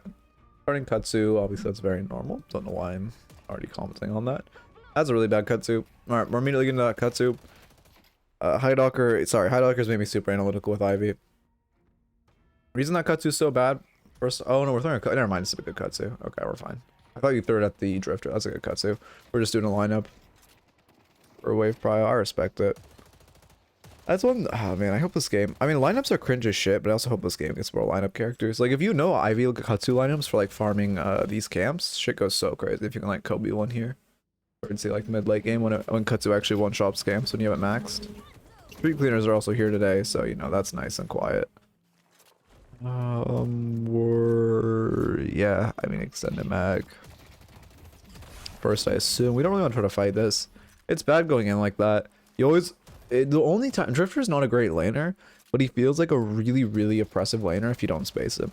If you let him continually hit his, like, T2 rend, or, well, not T2, like, both sections of his rend, he feels really oppressive, and he feels like he's gonna do a ton. You should never try to run out of Drifter. You always want to space him unless you know he's wasted rend. And then just think about the cooldown, which is what, like, yeah, 15 seconds right now. We'll drop to 8. Headshot booster first? I mean, item is OP. Yeah. I don't mind it overextended, because the headshot booster is just such an OP item right now. If you're hitting consistent headshots, it's gonna do the most damage. Thank you for the follow. Ooh, I don't know. I'm not even gonna try to say that name. I apologize. I have no idea how to say it. I'm not gonna butcher it. Yeah, perfect. Okay. Going for him now. I mean, we're in a good spot. I'm trying to think. In this lane, Battle Vest wouldn't be bad. Obviously, I'm assuming you're gonna rush Cultist first, but Battle Vest is not bad this lane at all. In a few lanes where actually don't. What Ivy builds buy Battle Vest? I think Wanderers does, right? I know Hidalker's doesn't, unless he switched up recently. Pretty sure Wanderers does, and I can't think of any other big Ivy builds. Ooh. That's... How did that even happen to our pocket? I guess they fucked their cloak? Only thing I can think of happening that would have led to that series of events. Multi rounds, act. Okay, I think we are doing the Hydalker build. We're just tossing in the headshot booster first. It's OP. I like the vision of chain parrying for the stall. The issue is like, okay, the idea of your plays are really good. Like the idea of chain parrying for the stall to keep wave up for your pocket is fantastic. However, in that case, you just need to let it crash near your tower because Drifter's there. And like, if they were dead, or if they were like gone, you could do that. But while they're alive, they're just gonna chunk you. Like you lost 200 and 300 HP for that versus our tower taking like a few autos. Obviously, it's an ideal, but our tower taking 100-ish damage is much better than us taking 300, right? Good. Okay. I'm surprised you routed like that. First time I see an Eternus do this dash and not just go immediately down the other staircase. And I'm really like, I'm starting to like, I hope we get another patch dude. I'm starting to like get antsy for another patch. I don't think the Halloween patch is coming for like until for 3 more weeks, but like, I want a new patch so bad.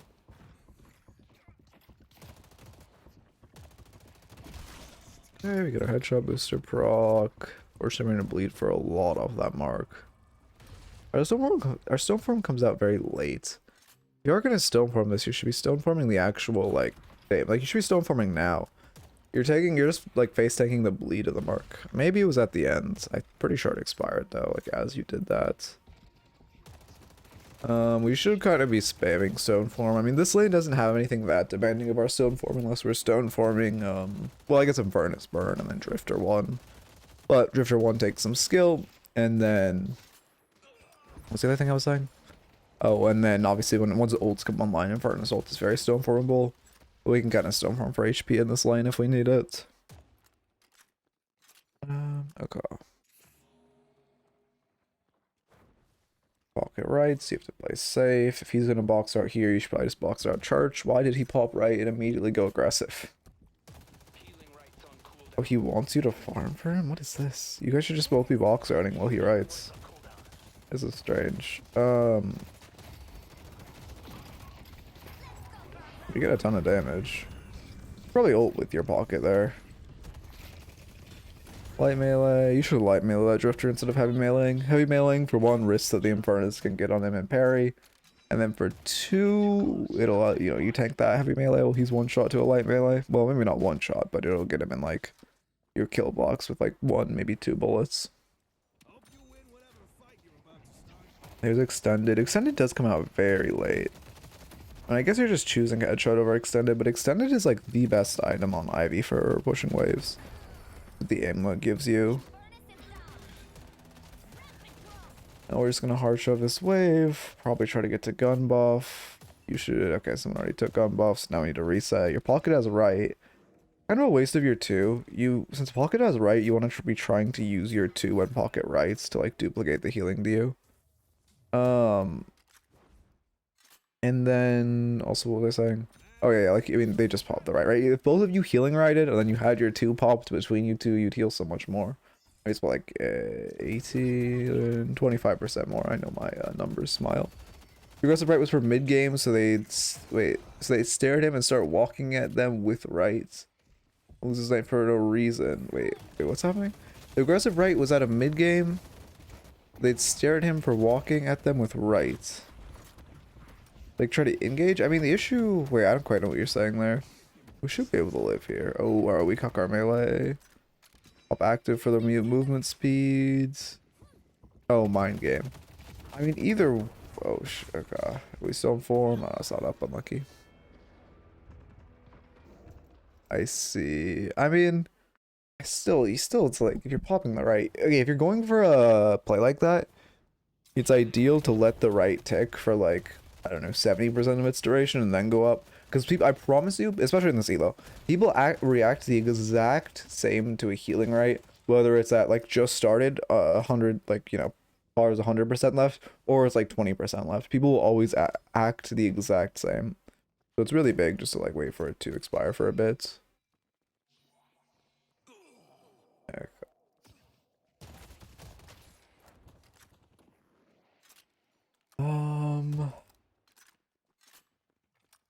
Be good to farm sinners off spawn.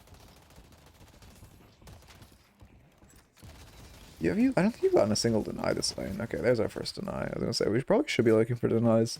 One thing about Ivy is you can just pre-fire the orb, right? So denies are really, it's like Bebop laser equivalent of being able to fish out denies fairly easily because she has such a high fire rate.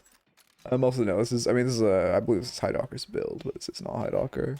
They think they're in control? And yeah, I don't. I guess they wanted to steal your, or he wanted to steal your vault, but it was just too late. I'm doing what I can. There confirms when we Katsu, a little rough on that confirm. We're also taking Stinking and Furnace Burn for no reason. Could be able to trade back, although Furnace has dash. Yeah, it's a little late. Also pretty hard for us to kill with no Katsu. Flying around, stalling for our Katsu to come up, and now we kill, yeah. Nice. You should Stoneform at the end of this. You're taking like 3 damage, or like dots. You should be Stoneform at the end of tower so you get out of its range. When it expires, you'll be like plus 100 HP, plus 200 HP. Ooh, we died to backstabber, unfortunate. So, like, if you Stoneform at the very end, you're gonna deny like 100 damage from tower, you're gonna deny like 70 damage from Furnace Burn, and you're gonna deny damage from the Drifter shooting you. But if you, as long as you land outside tower range, it's gonna be huge. Yeah, we're coming mid just for the cultist. Can buy me some time. Yeah, I guess I'll just see how greedy you play. I mean, we're highest farm in the lobby at the start, which is good. Obviously, cultist does a good job of boosting that. But we, you know, on this build, on, you know, Gun Ivy, and especially on Highdocker's build, you have to play super, super greedy. Well, I guess, I don't even know if this is Highdocker's, honestly. Now all the Gun Ivy builds look the same. I think that's also one thing not good about Gun Ivy being so meta, is it was fun when, like, Highdocker's build felt niche. But now it's just, like, every, like, you know, even he had to switch up. Every Gun Ivy build just feels the exact same. Like, Cultist Rush, Capacity, you get, like, Cultist, Active Reload, Extended Mag, you rush Capacitor, like, shit just feels bad. Hope we get some variety. Okay, it is Highdocker. Okay. I assume you did Highdocker switch up to slotting in his own headshot booster, or did you slot it in yourself? Again, not to say it's bad. I mean the item's just OP in general, so I like the buy. But did he even switch up to abusing it?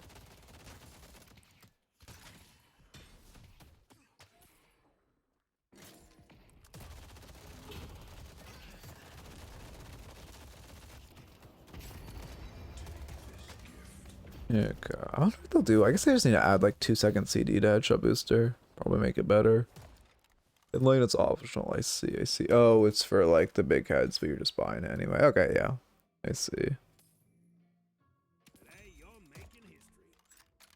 that worth? I don't think that's worth. I think you just farm a little more. Losing right with no sustain feels bad. Losing headshot booster, it still feels bad because, and it's even like, even in a late, like a mid, like a fight right now, 12-minute fight, you'll still probably proc it twice in a fight, right? Like, what's 100 damage? It's not insignificant. And also the investments.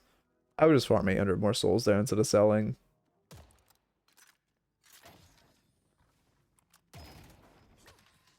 Like, maybe, I mean, I could see an argument for selling just right, but selling both of them just is not great. Especially because you have no greens, right? Not only are you losing the right healing, you're also losing 8% max HP of the vitality investments, which is not fun. I mean, yeah. When do we break our lane? Pocket break?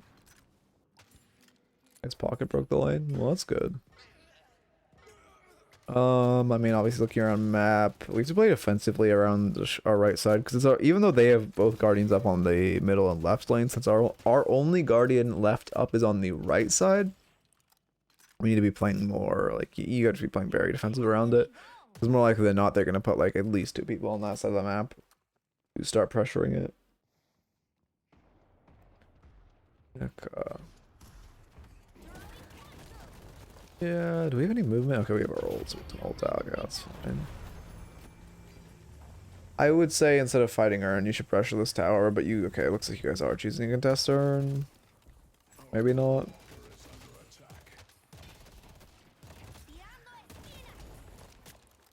We have, yeah, what does Hidalgo get extra charge? Post? I mean, I'm pretty sure he gets it at some point, because you obviously want more Kutsu, so I don't know when. I'm really not in tune with the latest Hidalgo build. I need to, well, I hate Gun Ivy, actually, so never mind, I'm not practicing it, but, well, yeah, and it's gonna get nerfed into the ground, but I still need to, like, at least revisit that build or re-talk to him about his updates.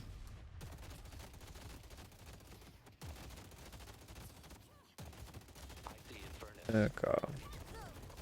I mean, yeah, this is, you could farm this slightly more efficiently with our damage spread, but, like, generally it's fine. The Royals always get a kick out of this. Like, you know, you kind of wasted, I don't know how much damage, but, like, that's the last 6 seconds.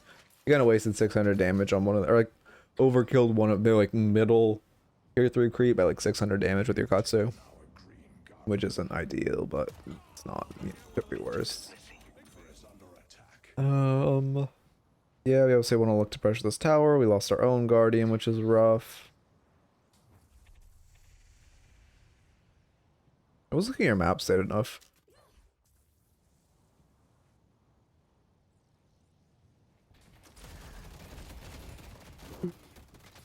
Actually, now I think about it, I think it is a better play to contest Urn, because either way, if you go for well, you guys didn't trade towers or contest Urn, which is really bad, right? That was like the worst case scenario where their Guardian's still standing and they got Urn, but also because your Guardian was still up on the right side. If you give Urn, they're just didn't get a Guardian as well, so it's not even really trading. So it's better just to try to fight that Urn. But we didn't really do anything with the, unless we like really think we lose or we're in a bad position, which we kind of were at a certain point. But at that point, we at least need to put pressure on the left Guardian instead of just, I mean, you were holding mid, so you didn't really do anything wrong specifically there. But is it from a team macro perspective, just giving them Urn and a Guardian for free is not good at all. ERS, next, okay.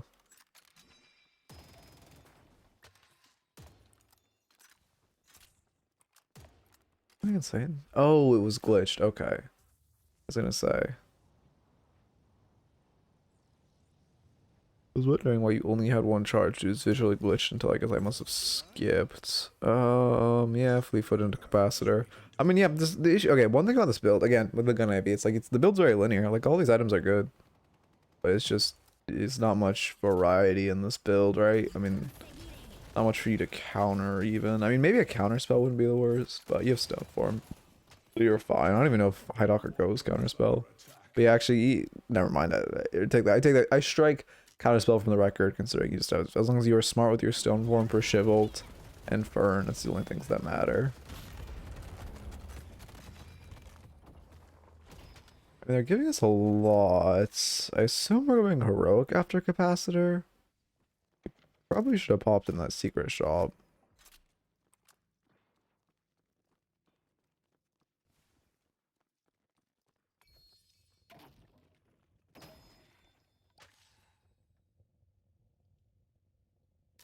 Bank. What do we have? What do we possibly have our volume at that we're annoyed by the doorman line in Baroness? I feel like that's the least disrupting shit ever. It's just kind of there. But what is this guy possibly playing? I guess he just says fucking blown out eardrums. Unlucky. I mean, yeah, we're doing a lot. We're doing a good amount of headshots too. Our aim's pretty solid. Ready to fly? Or should we miss the active? At this point we are, I mean, we have 3 here, but it is starting to be an over chase. We're lucky to pick up Kelvin. Pressure on this walker, we have one up, we see one on the map. The issue is, I see 2 on map. Okay, this is fine. You should try to stone form this drifter. Or not drifter, 7. You 100% could stone form 7 out of ult. He had no height on that ult. He's also tanking your Katsu for no reason. Yeah, we get our walker, we back out. We're gonna have to pop, you're gonna have to pop Fleetfoot to get out. Team's kind of abandoning you, but it's fine. Okay. Our blue walker is under attack.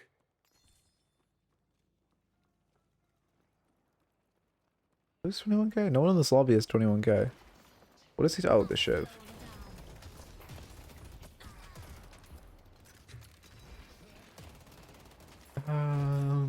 Cool. I mean, obviously we've pulled this back up. We need to look for a tier 3 with it. They get a walker. I mean, they're probably gonna run Urn off of it next, right? No, Drifter's not grabbing it. Well, we're lucky Drifter doesn't grab Urn. Because they have a good map state for Urn. And Soul State. I don't know, there's no real reason for us to come down this lane. There's no objective in lane. As an Ivy, we don't really want to autopath the fight. We'd rather be farming. There's no real farm. I should actually look at how many vaults you got. There's no real farm on this side of the map. I mean, there's these 2 vaults, but not much. Much better for you to be playing. I mean, you could come to mid. This wave's crashing. Help get this mid. Maybe kill Shiv. That would be big. Then you can shove mid, route for these vaults. Like, try to steal some of their farm. Even you like throw a Katsu here, come to vault, be fine. You could also continue to push this side lane, just apply some side lane pressure. You could hit a cultist on this T3 here. You have this vault to farm. But coming down this lane, not only is there no like real farm on this side of map, and no objective, there's also no tier 3 for you to cultist, so you're probably going to be forced to cultist a T2. And you don't want to be just pathing to the next fight as Ivy. Yeah, we're also ignoring wave, which isn't good. I mean, we should Kelvin.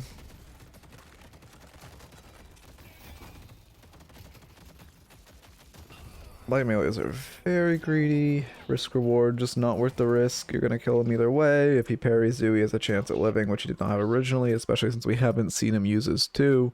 We have to assume he has his 2 online, unless one of your teammates calmed that he didn't have it. Next is heroic, yeah.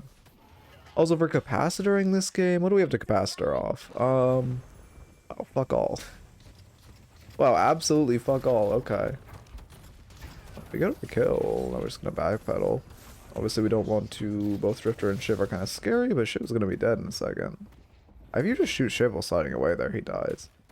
Okay, Surge of Power we can capacitor off, that's good. Can you capacitor off a self-cast rescue beam? I assume you can, I've never tried it.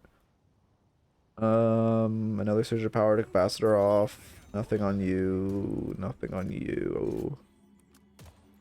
I think capacitor removes cultist, right? And Escalate and Resilience, you can capacitor off, I believe. I actually should test its interactions. It's like, on paper, you should be able to capacitor all these off, but I haven't tested them myself, and, you know, Valve moment, smile. For Drifter, not much on him. Lost Cannon next, yeah. We're doing a good job min-maxing our farm. Like, it's, how much your box starting is very good, and just how, like, farm-minded we are. We are a little... You know, like, pathing to the left side of map there is not great for, like, fight-mindedness. We should not sell cultist here. It is way too early to sell cultist. Oh, you're selling it for the slots because you want debuff remover? Let's see. Let me do the math on that. It's not... I mean, the reduction is really fantastic this game. Furnace hasn't been that much of a problem. Shiv a knife. If Shiv's a knife build, I see the vision. Yeah, Shiv's not a knife build. Yeah, he's more of like an old dash build, so I don't think selling for a mover yet is the play. Good kill. But we could start looking mid. I mean, that's their most fed player dead. If we get another pick, we can definitely do mid. Might want to get with the others. Let's see, what was I thinking? I lost my train of thought. There moves in Furnace Dash? Oh, really? That's good to know. Thank you, thank you. I mean, obviously you're gonna buy capacitor every game, right? Because it's just a strong item right now. I'm curious about its more niche interactions. Obviously it cleanses like Viscous Cube and like Mo and Krill resistances on Burrow, but I want to test more things. I mean, your aim's really, really good. Yeah, we just back off. We need to start looking mid here. This game is in a fairly winning position. This is over eager. We don't really want to be trying to dive behind a walker at this point in the game. I'm glad we don't commit to it. Because also us dying is really bad for our team. I mean, 25k at 22 minutes is not crazy. Could be worse, but Like, I mean, again, compare Drifter's only 2k up on you, but 2k is pretty significant. Surprised he actually has 2k on you. We don't want to chase Shivan here, we're just gonna get dashed and then ulted and die, right? Okay, we live. Fortunately. Yeah, okay, we have Disarming X. I guess I'd see the Vision Remover. The issue is Cultist buff is just so good in the mid game. Like, it does end up falling off, but yeah, with no Stone Form, this is so risky. We also shouldn't... Okay, another reason we shouldn't try to Stone Form the Shiv in the Veil is because we need it online for Shiv ult. You have to back off. Yeah, you can. This is so greedy. I mean, I guess if you trust yourself to Stone Form Shiv ult, I see it. But it's also just super greedy. Okay, yeah, you got the Stone Form. I guess if you feel consistent in your ability to Stone Form Shiv ult, that's okay. But he's pretty much dead to rights either way. So it's pretty risky. You definitely shouldn't be going back in now. You need to be going to base. We call mid off this, right? Pick up Vindicta, then go mid. She's already kiting us to mid. That's perfect. Yeah, we're going mid. Perfect. Right? Our team's going mid? Okay, you're... I'll get this cough there. It's just unfortunate, but it's still an angle.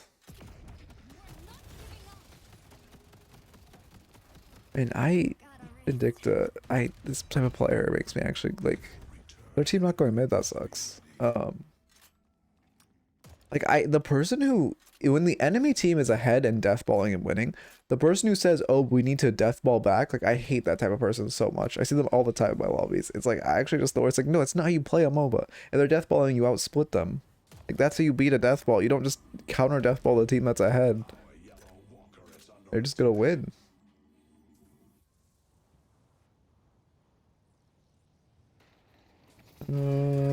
Echo.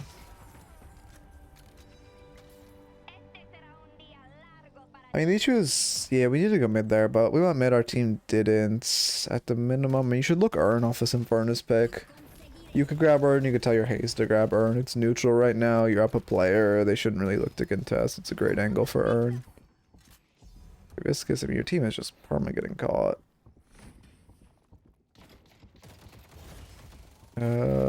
This is not a great fight.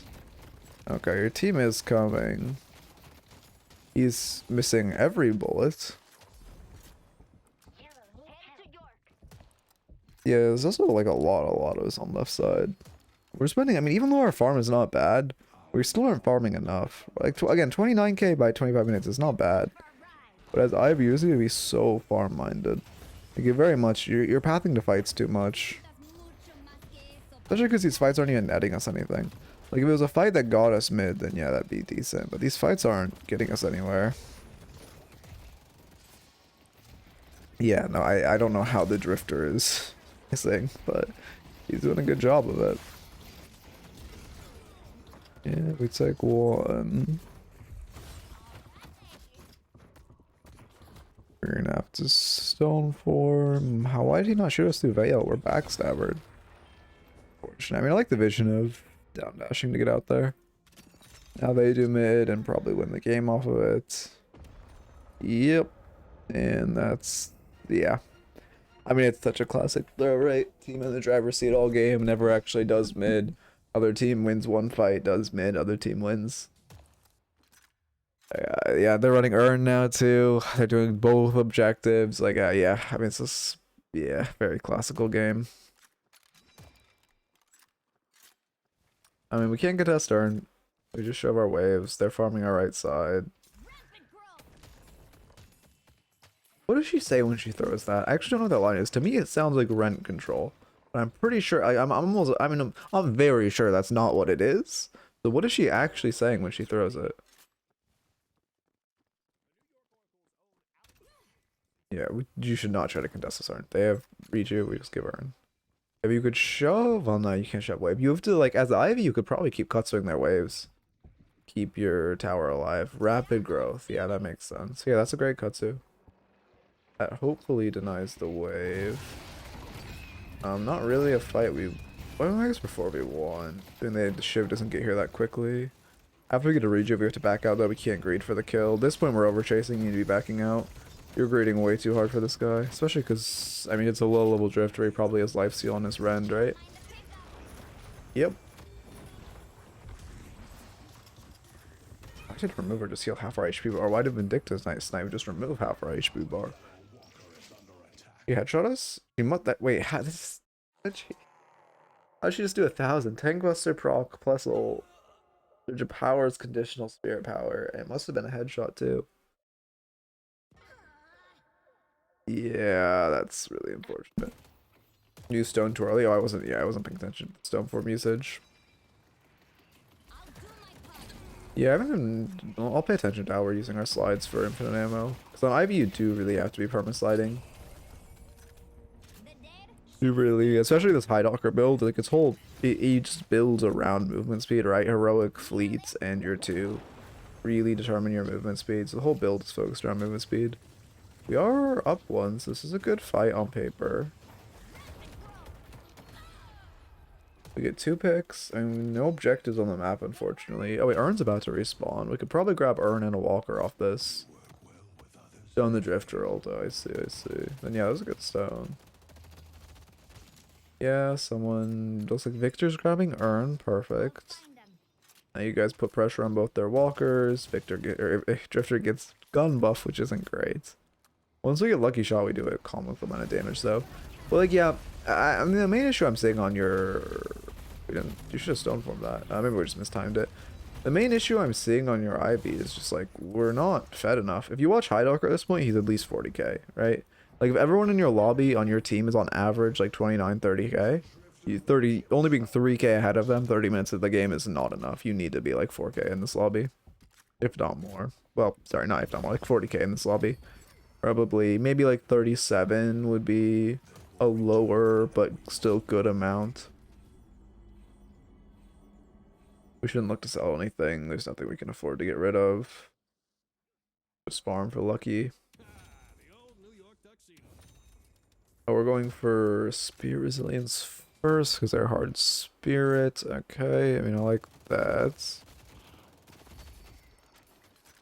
Is Ivy's kid the most insane in the game? As an answer for everything, it seems. I mean, yeah, that's kind of a reason she gets perma-nerfed. I think, okay, one of the most insane things that people don't think about Ivy is her one. The ability for her one to farm and proxy waves is very unrivaled. Like, Geist Bomb can't even really do it.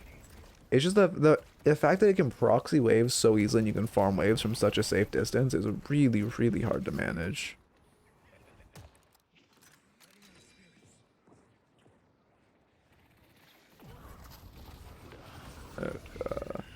Same reason 7 ball nerfs, yeah. I mean, but even with like before 7 ball, it even was like not even as good as Ivy.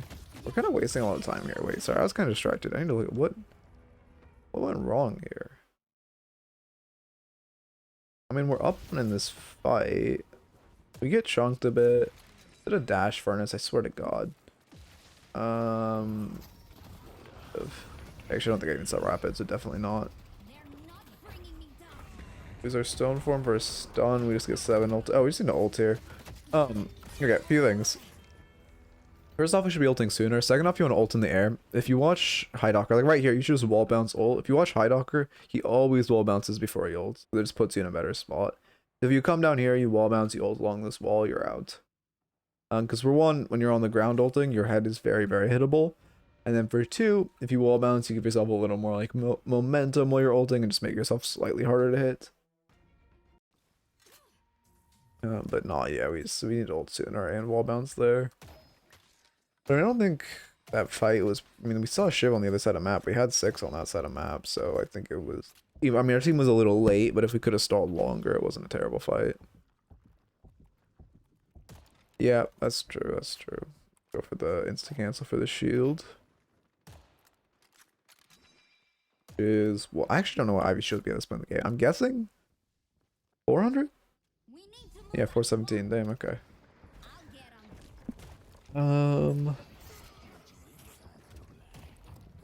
We run away. We're also like that drifter moment. Also like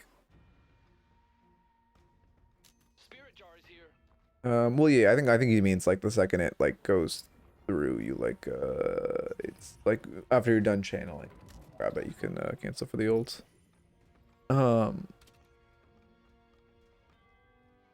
I'm pretty sure they fixed the glitches. I know it used to be janky, but it works pretty consistently now. But wait, what was I saying with this? You should, for one, you shouldn't be trying to fight because you don't have lucky shot.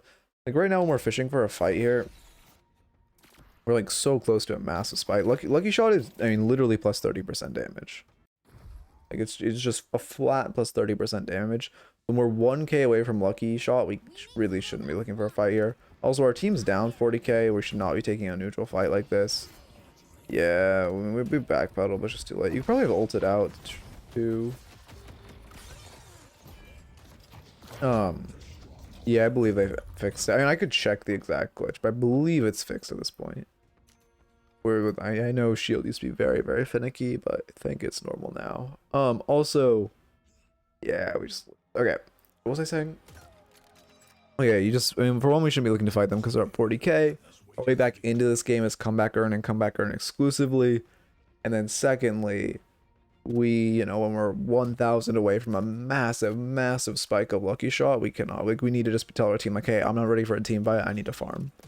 Because I mean, again, you're genuinely 30% more valuable with 1k more souls than you, which is obviously, like, massive. And we're doing our vortex whip cell. It's better for you to try to shove a lane. If you can shove this left lane, okay. If you can shove this left lane, it's huge. Because then they just have one lane they're coming through, and if you can spam throw Katsus to proxy their wave, you're going to be in a good spot. Patriots and Ox, you have to take a fight outside a pit. You're going to try to fight in this choke. I mean, I like this.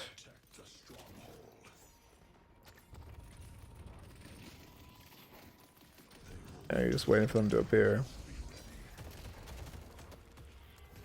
And now they breach, so we lose. Yeah, that's the issue. You kind of do need to fight. Like, when they have 4 rejuves, the game's pretty lost, so you kind of do need to try to fight in, like, this choke. Because if they ever get near pit, they're just going to throw their bodies at the patron, and there's pretty much nothing you can do. I think even if you kill all of them, it's still 4 of them alive.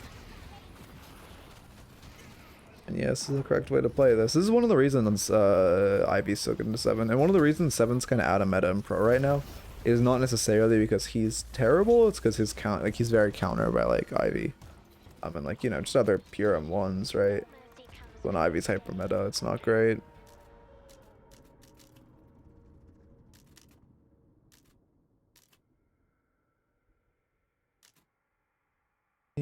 Check the Ivy thing before we get into your notes. Because again, let me just, I'm not like, so just, yeah, my brain's not working today, but just to test it before I say it. Ivy, I know my alphabet smile. Why is my cancel key not working? Okay, that took forever. But yeah, it did give me the shield. Unless it's cancel faster with cancel key. No, it still takes this, like, grabbing time. Okay, but yeah, so it gives the shield. So they did fix the whole shield being very extremely finicky. Takes forever. Anyway. Let's get to your notes. Let me get the ID up. Okay. Looking at lane.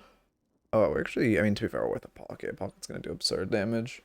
I think our lane was generally fine. I can't think of any, like, egregious plays. 3 denies is good. You get a good amount of last hits too. Your pocket did most of the damage, that's fine. You're an Ivy, you're not really meant to, like, do a ton of damage in lane. You're just meant to, like, perma-stall waves getting to your tower. At least pre-cultist. Then once you have cultist, you can do something. I think that was fine. Our buying was our selling was a bit of an issue. We were over eager with our sells. Okay. Like, selling cultists, we probably could have stalled it at least like 1 or 2 more usages before we sell it for debuff remover. But then also, especially when we initially bought, I think it was Tesla, selling headshot booster and healing ride is not worth. Especially when healing ride is your only green. So for 1, it's your only form of sustain, and then for 2, it's your only like additional max HP. And then let's see what else. We're definitely overfighting. I mean, in general, you were kind of pathing to fights a little too much, but especially as Ivy, you need to be farming. You need to be, like, super ahead in farm on the whole lobby. We just weren't really doing that. You need to be much more mean, just much more farm happy. Let's see. And much more like focusing on farming and not trying to fight, because you need to be. I mean, the fact that we ended this game with like 2 of our teammates above us is really bad. By 30 minutes, you need to be like at least 37k. We were only around, what, like 33, I think? Which is just not great. We need to be min-maxing our farm a lot more and getting more farm in us. And just in general, playing more selfishly. And then let's see. It's actually press 13% on the max heal. I don't know. Did they buff that? I swear it used to be. They changed the distribution, didn't they? And in the late game, we were just taking bad fights. Again, it goes with the over eagerness to fight, but in the late game, we were just taking way too many. Like looking in our right jungle, we fought like 2 or 3 times in a row. When we were, I mean, the first one was okay because we weren't down that much and we were up a player. But for the rest, it was just like not great. It was just, we were just taking bad fights.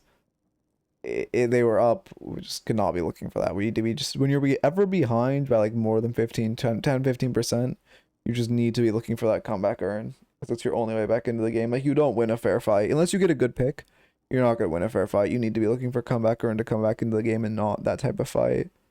And then finally, I would say you did call mid, but you need to be more like, it's actually not that hard to convince your teammates to go mid, I've learned. There's a couple ways to do it, which I'm assuming you said on mic go mid, but just like say, I don't know, you should, if you're saying on mic to go mid, you should explain your reasoning, like, hey, we're up 2 or whatever, go mid, and you guys, they're way more likely to come if you say like, hey, we're up 2, they have no X ult, let's go mid. But then for 3, if you're just pinging, literally just spam ping it. Because I don't like to use my mic. I will spam ping it 8 times. Like, I'll just spam ping it like 1, 2, 3, 4. It does like, let's go mid, all exclamation points, wait for it to fade. And I'll wait for the voice line to like come off cooldown. I'll do that like 3 or 4 times and they'll tend to listen. If you just spam it enough, they like give in. So we need to be more, again, if you're on your mic, just more, I'm assuming you're on your mic. Because if you didn't ping that at all, it's really bad. But we need to be spam pinging if we aren't on our mic. And if we are, we need to be explaining our reasoning when we're making that call. Because that's really where the game swung and why we lost that. Well, one of the reasons why we lost that game. When all the momentum swung was off that. Oh, and then also running more earns. In general, try to focus on objectives more. Because there was a lot, like there was at least 2 times that game where we had like a good enough advantage. Not a big enough advantage to go mid, but a good enough advantage to run an earn. And we should really be looking for that. Okay. Also, for the latest raffle, or like when you can submit a replay, I think it's like, I don't know, probably longer than 2 weeks. Been a minute. Oh my god, why can't I hit this wall jump? Yeah, I give up anyway. Wait. Yeah, raffle.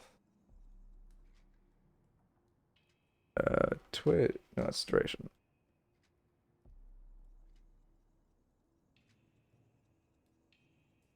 That's Gamba. Okay, 2 more raffles left today.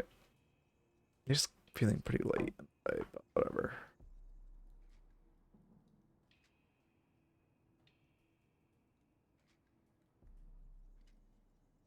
Okay.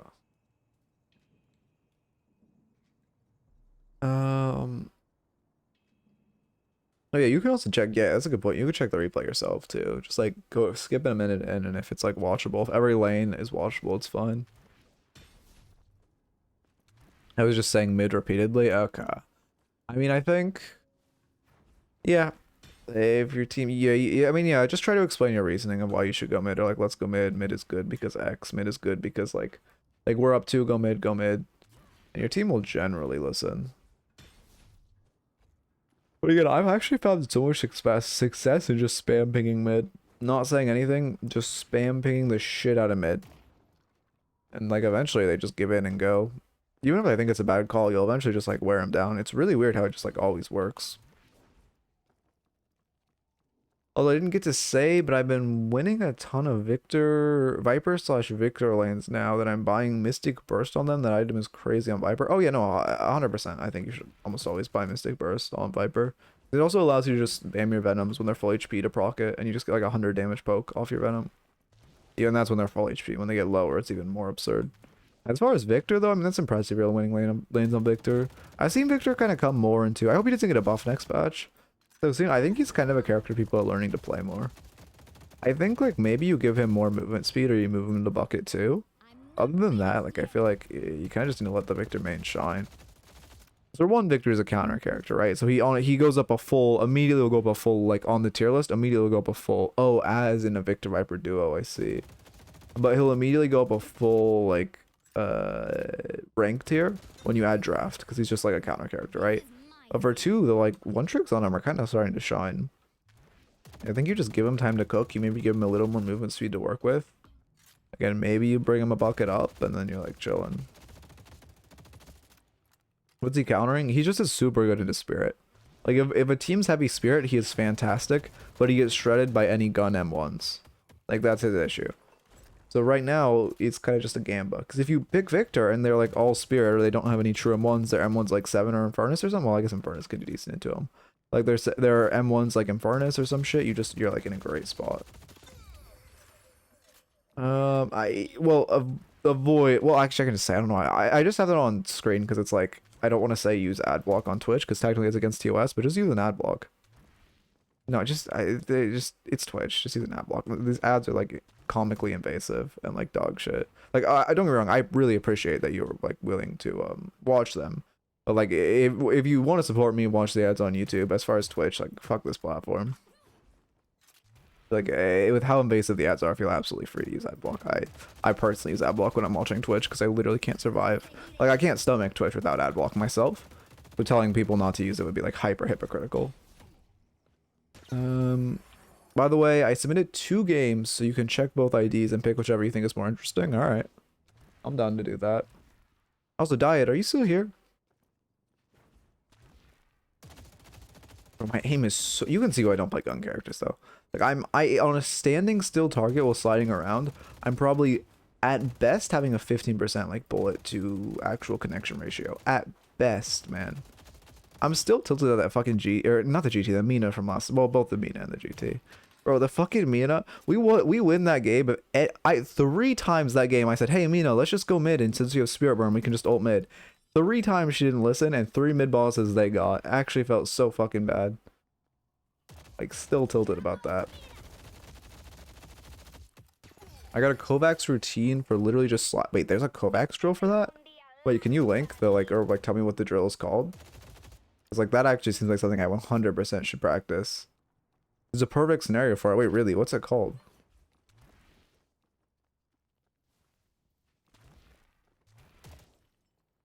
Because that actually, I mean, to be fair, I'm never really going to play M1s, never really going to play a gun character, but it still feels like it's worth practicing it for me.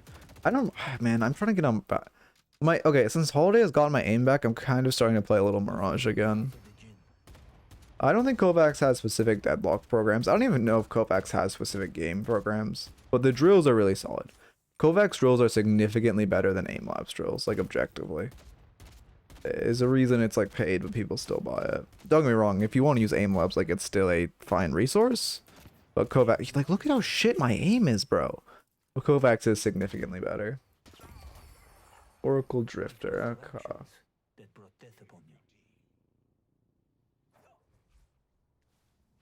You called fight minute like half the team just didn't come? Yeah, shit felt so bad. I remember, oh my god, Ivy fucking malting because they went to end but they didn't get they went to knock patron but they didn't get wave, so it was reinforced. They blamed our Kelvin for running earn, even though if they just hit the wave they win. Submitted that game, I see. Oh god, shit felt so bad. But then also that was kind of like what moved me towards Mirage, because like I don't know, I like Holiday, but to be fair I was playing pretty poorly that game. But it still just felt sad that I couldn't like carry that.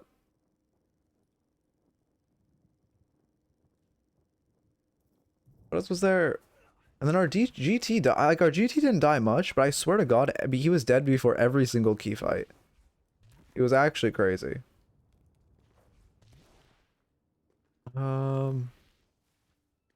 And then our fucking we contested mid, took 3 rejues off them, and the Ivy still molded when we lost the fight. Oh my god, I was gonna go insane.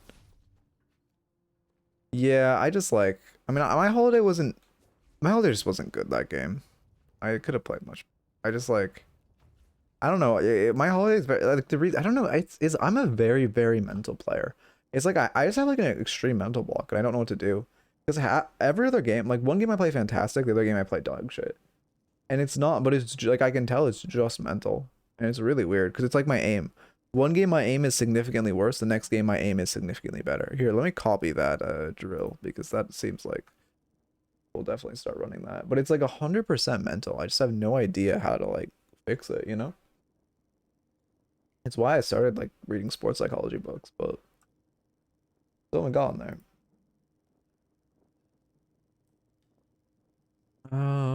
I just saw improvement by just reducing my DPI. I've been changing my DPI. I've been changing my DPI a little bit. I like where it is now. I think it's in a good spot now. But I did reduce it slightly because it did feel too high. But I think right now my DPI is fine. It's literally just like an aim issue. Like I realistically, if I just did Kovacs every day for like a month, I'd get there. But I fucking find aim training so boring. The playlist with okay, I have to lock in. Get this preamble very quickly. Go to Drifter. What rank is this? Oracle, and then slash marker it, slash marker Oracle. Dirt. Okay.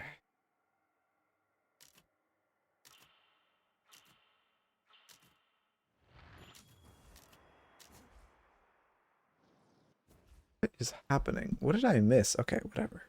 Whatever. Oh, we do the jump. That's good. What is happening? Okay, this is an interesting lobby. Did you say something on mic or like what happened to bring this? Oh, this is the you were the one who paused. Oh, I see. I see. Okay, well, kind of deserved. They were just being freaks. Yeah. Oh god, yeah. That's unfortunate. Unfortunate. That's one thing. The higher an elo you get, the more like down bad you get. That's also one reason like lower elo is more fun because one, people have more fun. Over two, it's like people who have lives. You get to like this type of elo and it's like, oh, all these people don't have like jobs or like, you know, significant others. You should ping him. I mean, maybe you're saying it on mic. It's good to ping him there though. Because also it's pinging in general just is better. Like, okay, calming lashes like up high is good, but pinging on top of that is also very good. Parry, ooh. Okay, if you want some OP tech to abuse, I can definitely tell it'll work against these guys. Well, okay. First off, we shouldn't walk up that aggressively. Second off, you know, you need to be playing more towards your tower if you're routing down this veil. Although it's like a fake safety or false safety because it feels like you're safe, but then to route out, you have to either go back through them or take that long route out like you did. But secondly, if you want like free reload against like 7 players at this elo, parry right before the stun is about to hit, because the parry will last the duration of the stun, and like 8 times out of 10, like I mean that lash going for the melee on you, or again that lash light meleeed you after, 8 times out of 10 they'll look for a melee on you and you'll just be like happy. I mean as long as our parry doesn't push, this is fine. If she pushes, this is really bad though. Okay, she's not. We're good. Oh, you fucked up the zipline jump, I see. Yeah, it is the pause. I have noticed that too. Like pauses do fuck with like I don't know if they fuck with momentum or what, but I feel like they do change something weird. Okay, headshot booster because it's OP. I do like the right first. I kind of missed it when we right it in box routed, but that's a great start when we get that low. So don't get super punished. We should go shot before we go to this wave because headshot booster is comically overpowered. And also it feels great on Drifter. We're also outside of the range of that minion, which isn't great. The thing that really helped my aim was shooting. Was only shooting consistently. It sucked for a while and it got faster. Now I have 61 weapon accuracy and 23 headshot accuracy. Wait, what do you mean shooting consistently? Like just left clicking instead of holding left click? Like individually left clicking? Oh, that's unfortunate. We're kind of throwing our rends. Have we done damage with rend? Okay. Look, we missed like 3 runs, but I guess they aren't really respecting. We're going for a little box route action. Consciously. Ah, I can read. Smile. I think is it just me or has the dyslexia been really bad this week? Well, I guess last week and then now this week. I wonder. I feel like I don't know.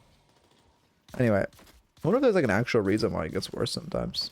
To be fair, I've been eating like shit. That's probably why. This whole week I've pretty much just had steak. Yeah, okay, I think I solved that problem. Yeah, I think one thing that has helped me is like like on characters where you can tap shoot. I like one reason I like Mirage or like Holidays because I can tap shoot on them. Well, my aim is significantly better when I tap shoot. But it makes it so like I literally can't play characters like Ivy or I just can't aim for the life of me. But that's also because my tracking is dog shit. As a fellow dyslexic, the servers have been ass lately. Yeah, it does be feeling like that. Okay, we're gonna buy. I hope we're saving for a T2 since we let our souls get this high. Obviously, buffs are also up soon. It's Oracle, so it'd be nice if you were ready for buffs. Oh, if we had bought Backstabber. Oh, woe is us if we had Backstabber before that. I assume it's Backstabber coming out next, because that item is also fucked. One reason I really can't wait for this game to, oh, this isn't bad. I mean, I know you want this dive, but again, we're sitting on like 2.2k souls. It's not great. We're going buff now. Perfect. We're going preemptively. Ideal. That's exactly what I wanted to see. Like you're not quite there on time, but you're like still noticing it. That's exactly what I want to see at this elo. We should not be taking Hazel. We got so lucky there. What's our build where Earl just healed you? Oh my god, if he's had any fire rate items or not fucking Mystic Shot, a headshot, well, headshot boosters OP, but still doesn't help her ult. You both probably die there if she has a human builds. We do die though, fortunately. Weird Paradise too. Oh, 1 for 1. But yeah, also like we went for this fight. We still haven't spent. Are we saving for a T3? Because that would be insane. But if we are, we cannot be. Oh, okay, we're doing the jump now. Perfect. If we are, you can't be looking for a fight until you have your T3. You're uber weak until you get your T3, and then you're strong. Okay, we're going reactive next. Again, we're trying to fight without war down an item, which is not good at all. You cannot be fighting right now. Oh yeah, we just died. We got so lucky that got cocked. If we had reactive, we would have lived. If we didn't, we wouldn't have. Yeah, we died. Even if you just had reactive going into that, the HP investment it would have given you, you would have had plus 5% max HP, which might have saved you. Not even counting the like active proc, but having those souls spent. Now we have Spirit Strike, which is OP. Yeah, we should be able to farm stacks. That's the fun thing about Drifter is you can die 20 times in a row, but as long as they don't like heal and you just get them lower, it's worth when you kill them once because of your stacks. So now that they're low, like we can look for 100 to 0 combo. Spirit Strike, we should be able to. Also, oh, unfortunate. I didn't even think about the correctness of reactivist game. Good into Haze, useless into Geist, okay into Lash, okay, good into 7. Yeah, I don't like reactivist game. I think the item's OP in general, but there's only 2 characters in the game who can, well, GT can proc it off his trap. So I guess 3 characters in the game that can proc it off normal abilities, and then 1 ult. 2 ults, I guess, also technically GT ult. Well, I would assume GT, yeah, it's a stun, of course it does. I don't like reactivist game. I think if you want a defensive item this lane, you should just go Spirit Shielding. Again, I 100% believe reactive is OP, and if you can fit it in, you can. But I don't think there's enough this game to justify it. You get a lot of damage. I'm noticing you're not leading with your mark. Like right there, either after you rend or before you rend, you should be throwing your 2. Because getting that, what a shot by Para. Getting that bleed on him is huge, and then if he escapes, it gives you the option to recast. Because also, and then, you know, you aren't putting yourself in a situation where you're throwing your 2 after they have spaced and you're a lot less likely to hit it, because it has kind of an absurd duration, right? It's like 6 seconds. Like that's definitely enough time for you to like a fight to happen. And then you also the fact that it's current HP bleed and not max HP bleed makes it also increasing value just on the bleed the higher HP they are, right? Hold front next. That's good. Looks like they're going for a bit of an AP drifter. Which, to be fair, I have been seeing this more and more. I don't think it's... I mean, I think it's less meta than gun, but I don't think it's necessarily troll. And I never really am gonna fault people for doing for fun builds. Okay, I would go, if we're gonna go Backstabber, it needs to come out before, right? Or not right, it needs to come out before a Cold Front. Backstabber is better than Cold Front. Like, it should be before Cold Front. Especially on Drifter. Gives a lot of value. I'm having more success with Burst Drifter than Gun Drifter. I see, I see. I mean, yeah, I don't think it's necessarily not. Well, I mean, I guess, I don't think it's necessarily bad. Yeah, Reactive just saved us. We have to play safe, and that comes back online now. Lash ult is online, which is very scary. Heck, buffs are going to be up soon as well. You have to be very afraid of that Lash ult. It is Backstabber. I mean, that's a big spike for us. Yeah, I think if I had to structure this build, I think generally everything's fine, except I would just switch back Backstabber and Gold Front. I think the rest is fine. You need to rush out healing, right? Headshot booster OP. I think you then got Reactive, which makes sense. After 1 or 2 T1s, you go for your counter defensive T2. And then we go for Spirit Strike that's overpowered. And then, you know, the other two.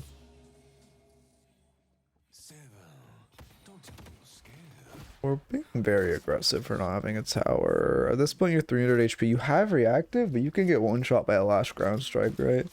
It's pretty scary. It's pretty scary. And even with Reactive, if you get hit by 7 stun, you're just too low to really be playing like this. Because for one, you probably die before the stun hits you, and even if it does hit you, like, you're gonna be 1 HP and stunned at their feet, right? With no tower to fall back to. If you had a tower to fall back to, like, this is insane. Yeah, we're just gonna die for this. I mean, the movement's solid. We did what we shouldn't have slid there. You're just wasting that stamina, but you're wasting that stamina. Better to have it now. Our reactive pop? Wait, what popped our reactive? Am I insane? Wait, what pops our reactive? Am I? Well, am I going insane? Oh, wait, what pops are reactive? Oh, Lash Ground Strike pulled you down, so it popped it. No, Lash Knockup doesn't trigger reactive, but him, like, pulling you down does. So that's what triggered it. And that's also why the reactive popped, but it only gave you, like, 2 fucking shield, because it... One other good thing about that into Lash is that it can... Which, actually, I kind of forgot that's how it works. But it can... It will also deny the damage of this Stomp. Or Strike. I guess then reassessing with that. I mean... It's just, it's so rare Lash Ground Strike actually drags you down as a ground-based character, right? 9 times out of 10, it's gonna just be hitting you while you're on the ground. Because he has to, like, perfectly hit your hitbox, you have to be jumping. Like, so many variables have to happen for it to actually trigger.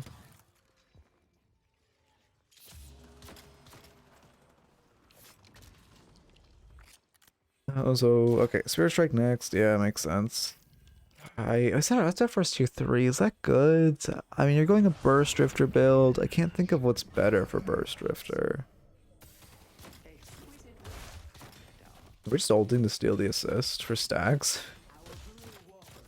The ult, I mean, I guess we're stopping anyone from rotating to him. But yeah, I mean, to me, I'm not saying it's bad. Like, if your only goal there was to get, like, stacks, I kind of respect it. Because 2 stacks is not insignificant. Is it worth ult? Eh, but I mean, it's not insignificant. You could do the tech to farm this a little faster. If you don't know it, it's exclamation point double lotto, I believe. I should probably change the command to double vaults or double sinners or something, but it just saves like 30 seconds. It's not that crazy, but worth doing. Yeah,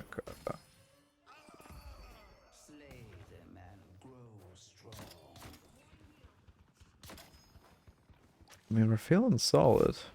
I need to check my YouTube comments. I actually just remembered. I've not looked at them in a minute. I mean, yeah, we're sitting inside. It's good for us. Getting some souls in Drifter is good. You didn't get that many stacks in lane, which is kind of unfortunate. But you can get your souls up by sitting in a side lane. Then push the soul advantage into stacks. That's kind of how you have to look at this, or look for this right now. Good catch on 7. He should die. Yeah, hopefully you get last hit and not your para. Hopefully he doesn't escape, actually. Sure, yeah, Backstabber just kills him. Nice. Upgrade the bag, which is good. And then we should be out. One thing you can do here... Does this angle work? No, this angle doesn't work for it, never mind.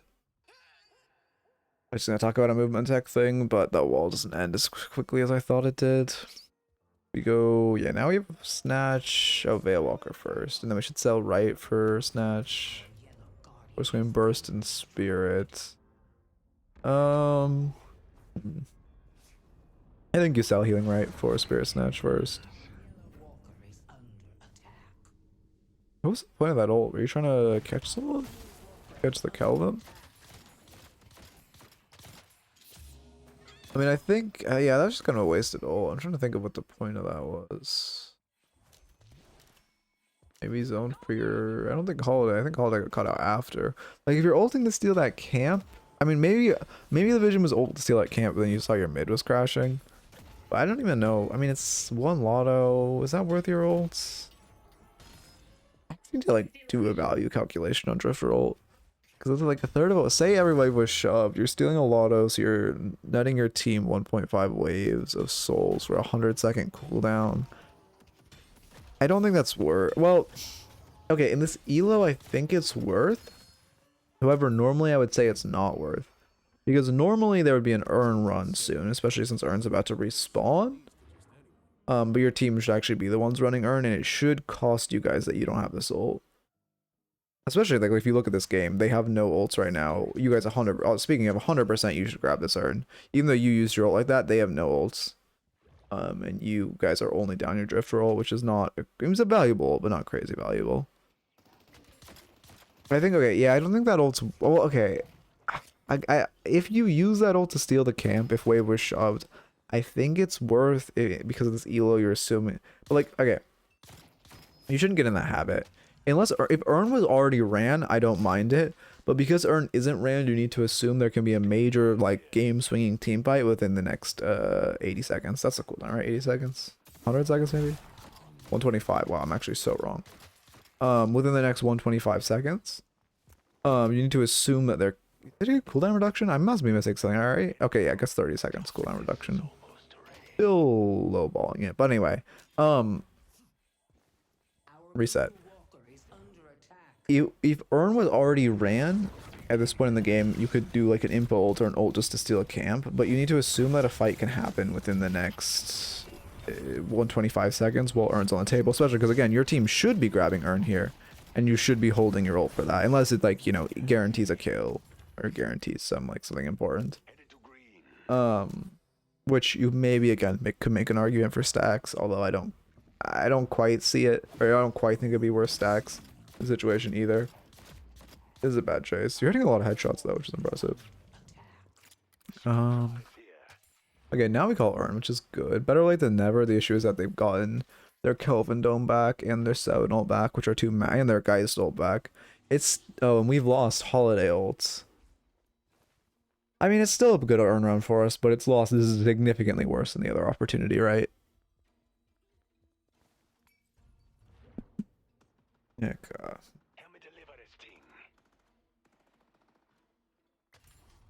But again, still good. Our Pocket just burned their ult. That's bad. I mean, unless they hit a few of them. If Pocket got a big affliction, then it's good. Yeah, you're dropping Urn for Para, I believe. Para's not grabbing it. That's really bad. Your Para needs to grab Urn here, but it looks like it's going to reset. You one-shot him. Spirit Snatch moment, I guess. Spirit Snatch plus Para. Your Guinness needs to grab the Urn or some shit after she shoves the wave. I mean, it's impressive you guys managed to win the fight, but... the Para didn't grab the Urn, that's really bad.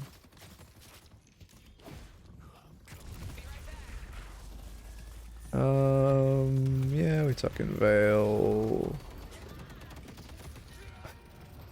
I mean, that's kind of rocking a hard place.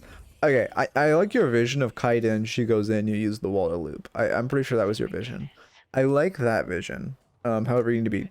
Well, no, I think that is your best play. I would just say you should try to go the right wall, but other than that, I like really like that play. You try to, you hug this wall so she has to walk in, and then you run past her.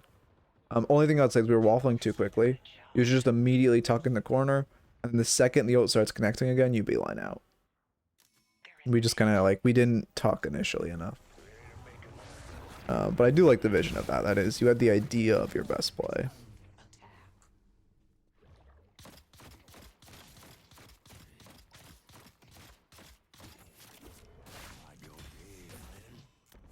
Headhunter next makes sense. Surge of power on 1? Yeah. We're maxing our 3 first. Yeah, that's the best max. What are this builds? I'll go. Well, actually, are we going 1 into 3 max? It looks like it. Maybe 1 into 2 max, but I feel like that'd be surprising to say the least. It's probably 1 into 3 max. Angled that slightly wrong, which is unfortunate. And then glad we're taking a jungle arc. You're gonna catch this Geist. Do we have Warp Stone? Oh no, we hit our Stalker's Mark. Oh, that missed. Again, with this Geist down, it's, well, actually the angle's not great. It's a good better earn for you right now though. They're down all of their ults. You still have Guinness para. Well, is Guinness gone? Okay, it's gone Guinness, so I guess really the only ult that matters is para. You guys are still slightly up, small ult advantage. I still think an earn run is better for you.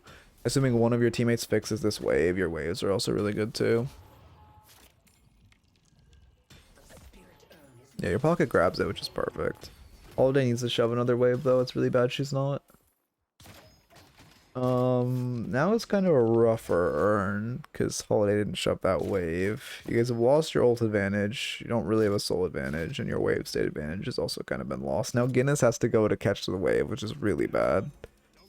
And now you're going to be down a player this fight. Evan splitting your walker too, we come with Bale Walker. Go for disruption, Geist doesn't have ults, we one-shot her. And we're lucky they fight that wrong. On paper, that was not a good fight. We're down a player while Seven's pushing mid, which does force a response from our Paradox. Mid call because you're up 2. I don't mind it, but it needs to come out sooner. At this point, it's too late for mid. I like the mid call, but you need to immediately call it after you win that fight. One thing I've started getting in the habit of is when you're winning a fight and you know you're gonna win the fight, get on your mic and say, hey, after when you're like chasing someone, after we kill X person, go mid. And then also it'll, because he gets your teams already thinking like immediately to beeline mid after, because this is too late to do mid. We have decent wave states, but like if Kelvin Dome online, it's a scuffed mid. They have 7 ult Kelvin Dome, Lash ult's gonna be online too. It's gonna go very poorly for us. Yeah, if we're backing off to bait, I don't mind it. Okay, looks like we're backing off to bait, but okay, this is something I see like done wrong a lot. Okay, you're calling off, but you're not baiting, right? This isn't on you specifically. It's something I see done wrong a lot. If you're baiting, most of you need to leave through the same entrance. If we look, Pocket took stairs, Holiday took the other stairs, Drifter went out there, or this is you went out their side of the rope, Shiv went out your side of the rope. Everyone's rotating out a different way, which means you're not going to catch anyone else. When you call like a bait mid, the idea is that maybe you have like one person split somewhere else, but the idea is that you have like 3 foot out this entrance, or like 3 come out stairs, and then you try to catch someone like this Haze or Kelvin alone. But now Pocket's like, 5 seconds from the fight, Holiday's 5 seconds from the fight, Shiv is like 3 seconds from the fight, which in their teammates probably are also in a fairly similar space to react. So you don't actually get the advantage in the fight that you should have by baiting. Yeah, there's Kelvin Dome, there's their GT, and yep, now they're gonna be able to finish mid. Which I don't like. If you call mid like that and you call off, like, the bait is good for you because you have good wave prio, but you need to be flooding out the same entrance when you do that. You shouldn't chase here. Yeah. When you have them on the back foot, all relatively unhealthy, no ult, you just go back and finish mid. Since it's already cried, you're in a good spot. Unfortunately, that chase makes it so we can now. Mid's still on the table. Someone needs to do mid. By the way, I don't know, some people don't know this. After mid has cried, it never cries again. Like you can wait, you can make it cry, wait 20 minutes, and then kill it again, and it will never cry again. It does not, it only cries once until it dies. Yeah, they get rejuve, that's bad. So you guys should be trying to call mid, like again, or after you respawn, you should just be beelining mid. Because it's super important that you guys are close to mid or ready to do mid, since it's already cried. Okay.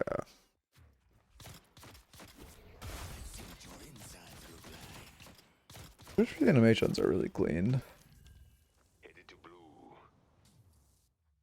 I feel like they just all the new characters have like such clean. They all look so well. Like they all look so good. They've been so cleanly animated. I was saying on mic they'd finish it, but I think we're just slow. Yeah, that sucks.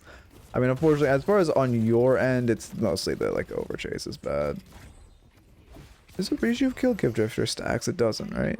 I'm pretty sure it doesn't. But yeah, I'm like a 99% sure it doesn't. Yeah, we have Walker away. Should be able to catch this lash. Yeah, he falls. Yeah, no stacks. Okay. Our twos are kind of rough. I mean, to be fair, how many games do you have on Drifter? We should not be trying to chase while they have rejuve. We got good picks, but you never want to chase while they have rejuve.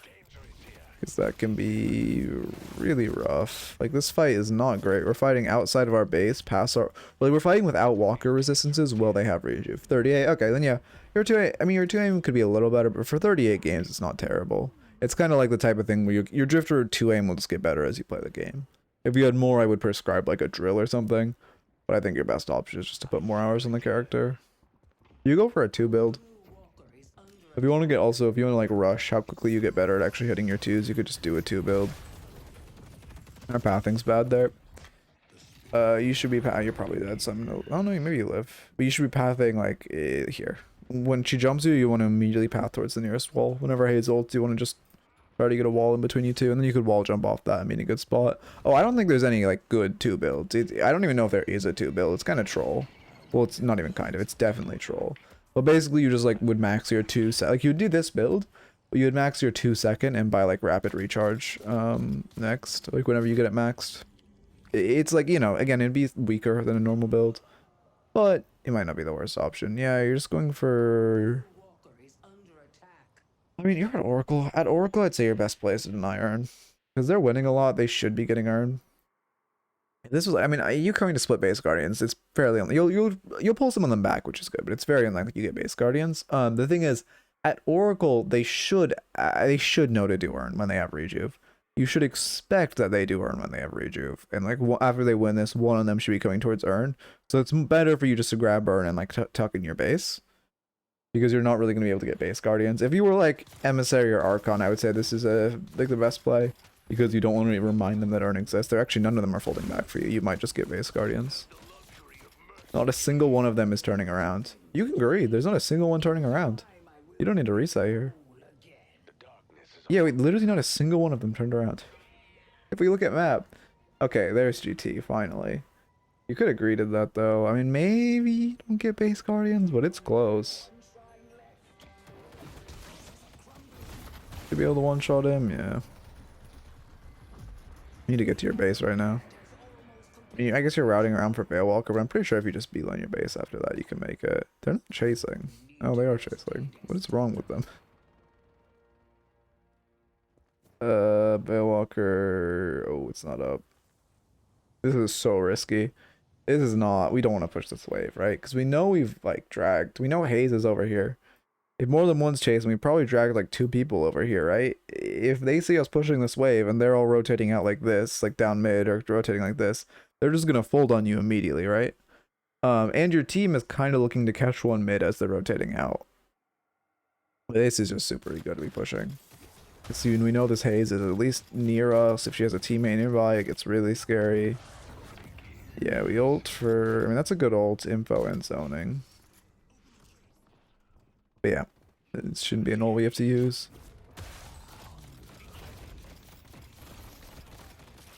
Galvanized Decay, ooh. Our pockets here. I don't mind this fight on paper.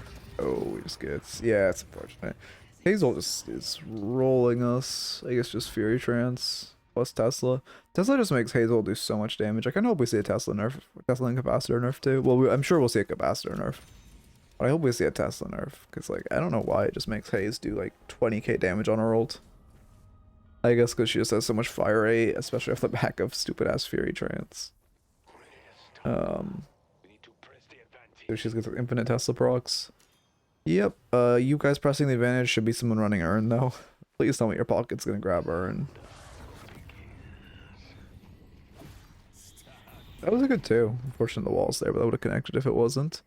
But you guys, yeah, you guys need to be going Urn here. That's your best option to press the advantage, so to speak. I mean, she trolls her ults. Yeah, it's a really bad ult by her. And Geist players. I'm just taking their base, which again, I mean, it's good. This is risky though. I mean, we're up 3, so this isn't bad, but Urn would just, like, one of us should be running Urn, man. Yeah, there's a big Lash ult in the fountain. I guess 1 player, now we're only up 2. Your Shiv's rotating in late. You get Patronok, I'm honestly surprised. And now as you're backing out, since you have full wave prio, this is really bad, maybe backing off. We're gonna get GT? We do get GT, which is a lucky trade, but we shouldn't really expect to trade there. We should probably just die for that play. It's just way too greedy, and also it'd be great if, like, since we had wave states, one of our teammates could grab Urn as we're like backing out. Now the game comes down to mid. +5. I mean, yeah, you get the stat. It's okay if it was a guaranteed trade. I think it's worth because you're a drifter, right? Trading as drifter is always worth. However, I think that you probably only have like a 60% chance of getting that kill, which means like expected value, it's only like +3, which isn't worth a death. And well, I guess +3 is worth a death, but it's only like a 40%. There's a 40% chance you don't get him on respawn timer too, which is really bad, right? So it's not expected value wise. I guess he has. If it's a minute long respawn timers, you're getting a 40-second respawn timer and 3 stacks for a 60-second respawn timer on your own, which isn't quite there. There we go. Yeah, I can get you. I mean, honestly, again, if it's like a standard trade, it is worth on Drifter. That's why you see so many Drifters like 1v9ing, but they have like 50 deaths. They just like keep mindlessly running at people, but they're trading, so it's worth. That was a great too. I don't like the recast though, especially since you're down up there. Yeah, again, we're just kind of going in too eagerly, and it like costs us our ults.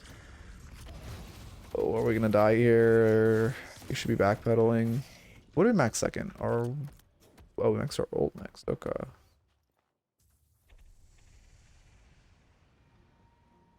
We have counter spell, which I do like. Very strong into Lash.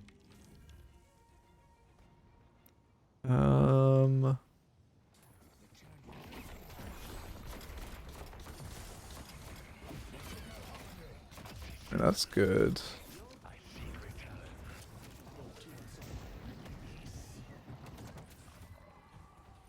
We live?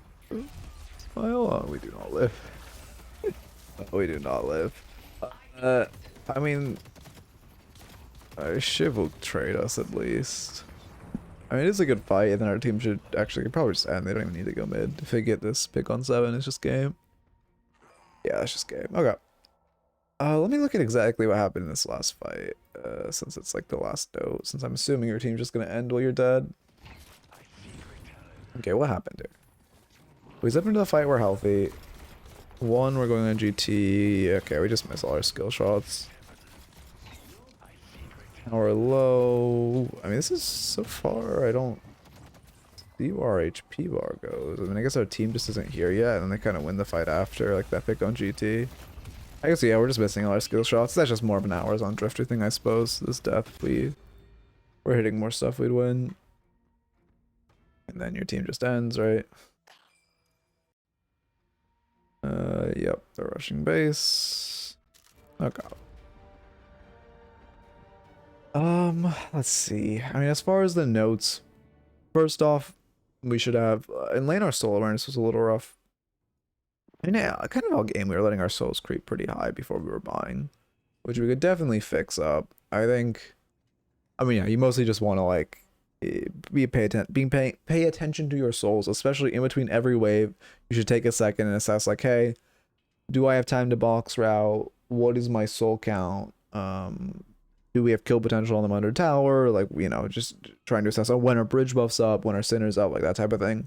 You try to like train yourself to assess those every game, so you're really thinking about how many souls you have, because you shouldn't. I mean, it's rough in the mid game, but in the early game, it's not very excusable to be like not shopping when you have an item. Next up, did we run a single urn this game? Did our team get an urn? Our team. That's our team. Okay, we got one urn. We got the 15-minute urn. Oh, I remember this urn. Yeah. There were so many opportunities for urn this game, and we only got one, which is not great. Is it? Wait, why is the percentage increasing? That's not. Anyway, a whole different thing. Wait, why does the bar go up? Wait, I actually don't understand how this works or what I'm missing. Anyway, you need to be focusing on earn more. Whenever you have a small advantage, it needs to be earned. Like, especially like you even pinged, we need to press the advantage, right? Which is exactly when your eyes should go like, hey, what objectives are up? Is there mid boss up? Is there earn up? And then, you know, if we can do, which one can we do? And you should be like, okay, mid boss isn't up, earn is, let's go earn. And just be more build towards earn. Especially thinking about it, and especially when you have those small advantages, using it to get earned. And then next up, probably the biggest note is the overfighting. Like, as Drifter, you do like to fight a lot as Drifter, right? But we were just going in a lot before we were assessing our map. Any time before you go in, you want to take a second and just look at your mini map and be like, hey, do we have an advantage in this fight? And, you know, is this fight over an objective? And if the answers are no, you don't want to be trying to fight. It's just not, you know, winning a MOBA is about taking the most statistically advantaged fights. I also don't know if we used. I mean, I guess it's more of a skill thing. But yeah, we didn't use Counterspell once, which I do like the buy, but we should get a little more like used to using it. Buy order wise, backstabber before cold front. Other than that, I think your buy was generally fine. Oh, ult usage. Our ult, we should always expect to fight. Like, if Urn's already ran and not going to respawn soon, you can expend your ult more liberally. But whenever Urn's up, we should expect to fight soon and not try to just like throw our ult for info or something. And then also, there were so many times where we overextended and then we had to trade our ult to get out, which is just not where we want to be. And it should never be considered like a worthwhile trade if you have to, like, if your ult is forced out for you to live. Okay. Anyway. Yeah, those are all the biggest notes. We will get on to a new raffle. I have to be right back for 1 second after I start this raffle. Twitch raffle. But yeah. Okay. Appreciate, yeah, of course. Again, you'll be like pseudo banned for a week. Come back in a week. I'm happy to coach you again. You know, use what I said to improve, and I'm like, you know, yeah, again, happy to coach you again. Game book. I think the biggest note again would just be to assess before fights. Like, is this a good fight? Is this the fight I want? But yeah, give me 1 sec.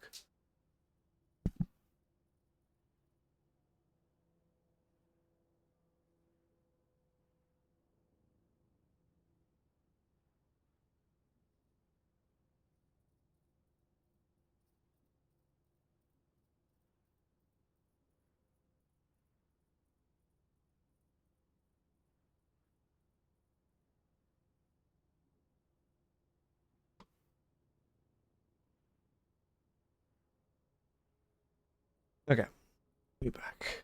Is my mix good? One more review today, and then I need to eat really desperately, play some Mega Bonk, edit a video, play some Deadlock. That's probably my night.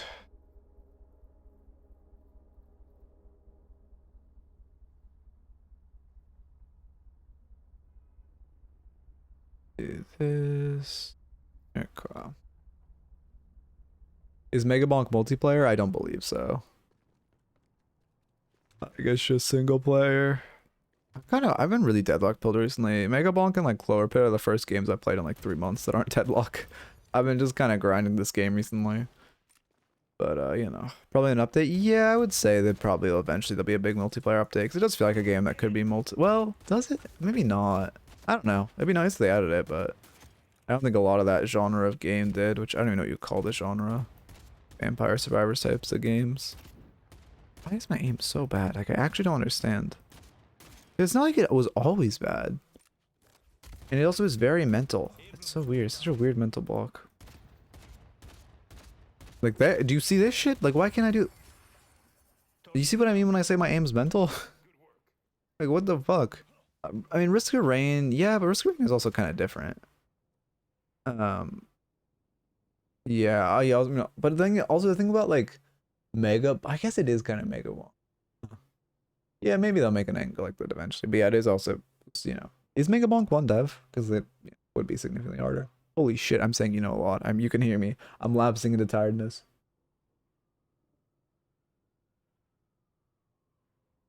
Shit, I have a really busy night. I'm gonna finish this at 4. Cook, eats, it's like 5. Trying to go on a walk, that's like 6. Edit, that's like 8. Then I have like, I don't know, hour for Mega Bonk, a couple hours for well, probably like a few hours for Deadlock. I tried to get like at least 3 Deadlock games in a day. We'll see. I'll get there. That's the issue with when I play Variety. Oh fuck! I have to work tonight too. That's like whole thing. If you mean later, I mean tonight, maybe. I'm more on like a solo queue grind because I gotta like my main account. I gotta get the rank up on it. It's not. It's like, you know, open, slip it, and I had to like walk in. I can hit this, nice. Which probably just learn a Mirage again. But yeah, I gotta like, fuck, I have work to do tonight too. I'm actually gonna have such a busy night. In a minute. Okay. Let's look at the raffle time. Let's see, how do I speed this up? What can I cut? I have to walk. Maybe I do something while I'm cooking? What could I do while I'm cooking that would speed this up? I could work while I'm cooking. Yeah, I'll do my main job while I'm cooking. Then I walk. It's still 6 at that point. Then editing, there's no way to get around that. I have to do that. I can't wait till I'm like have a big enough shit to have an editor. My life will be so much easier. It's like, so whenever at nights I have to edit, it's just like, okay, minus like 1 to 2 hours. Shit feels bad. Deadlock in. Yeah, no, I've been locked in. On God, I've been like for a month or 3 months now. I've been like turbo locked in. 25, 40 games on Billy. Well, nice. Yeah, I like Holiday so much. I love the movement on Holiday. I love how playing Holiday feels. But it just feels, there's these games I get like one or 2 games a day. It's just like, damn, if I was an M1, I can carry this game. But I'm Holiday, so I can't. And it just feels so bad. It feels so, I don't know.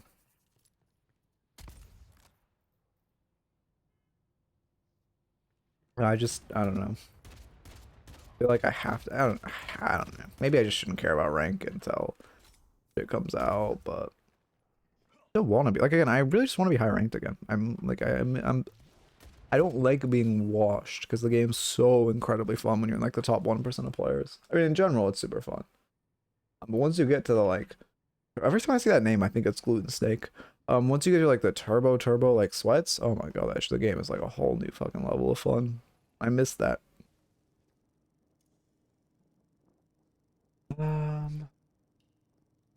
Okay, Geist review.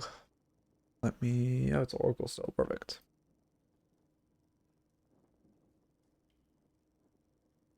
Yeah, this raffle only had 10 people. That's acceptable. I mean, it seems like raffle numbers are slightly decreasing since I haven't been replying to YouTube comments or really uploading on YouTube. Smile.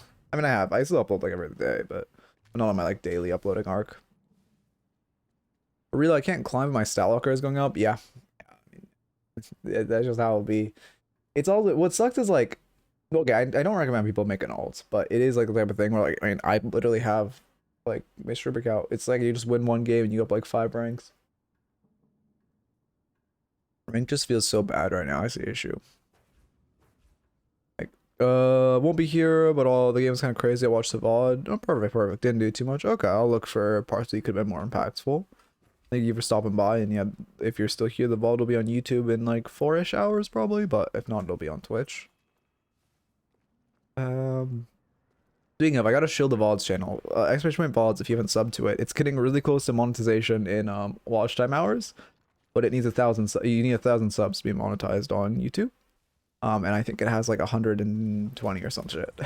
But like, because the VODs channel, it's like getting us watch hours insanely quickly. But the subs, I'm gonna have to start like shilling subs for that channel.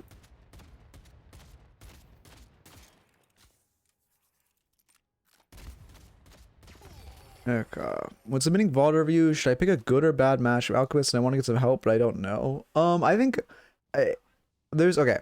A good or bad match is fine. You just don't want a match you do great.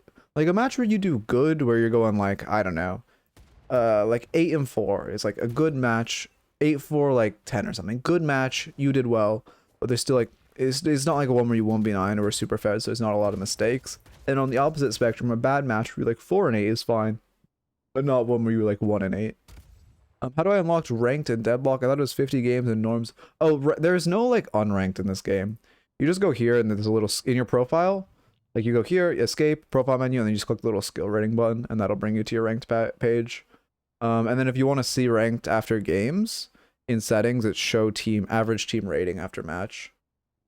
There's just, unfortunately, they're just kind of only ranked in this game right now. They'll obviously change that when we have more player base, but we used to have a dedicated ranked mode, but player base kind of got too small and queue times got too long. Am I okay? I was waiting for this to download. It should be downloaded. Yeah, perfect. Yeah, of course. They get a follow. Thank you for the follow. I do not know how to pronounce your name, but much appreciated. Flash marker Oracle Geist,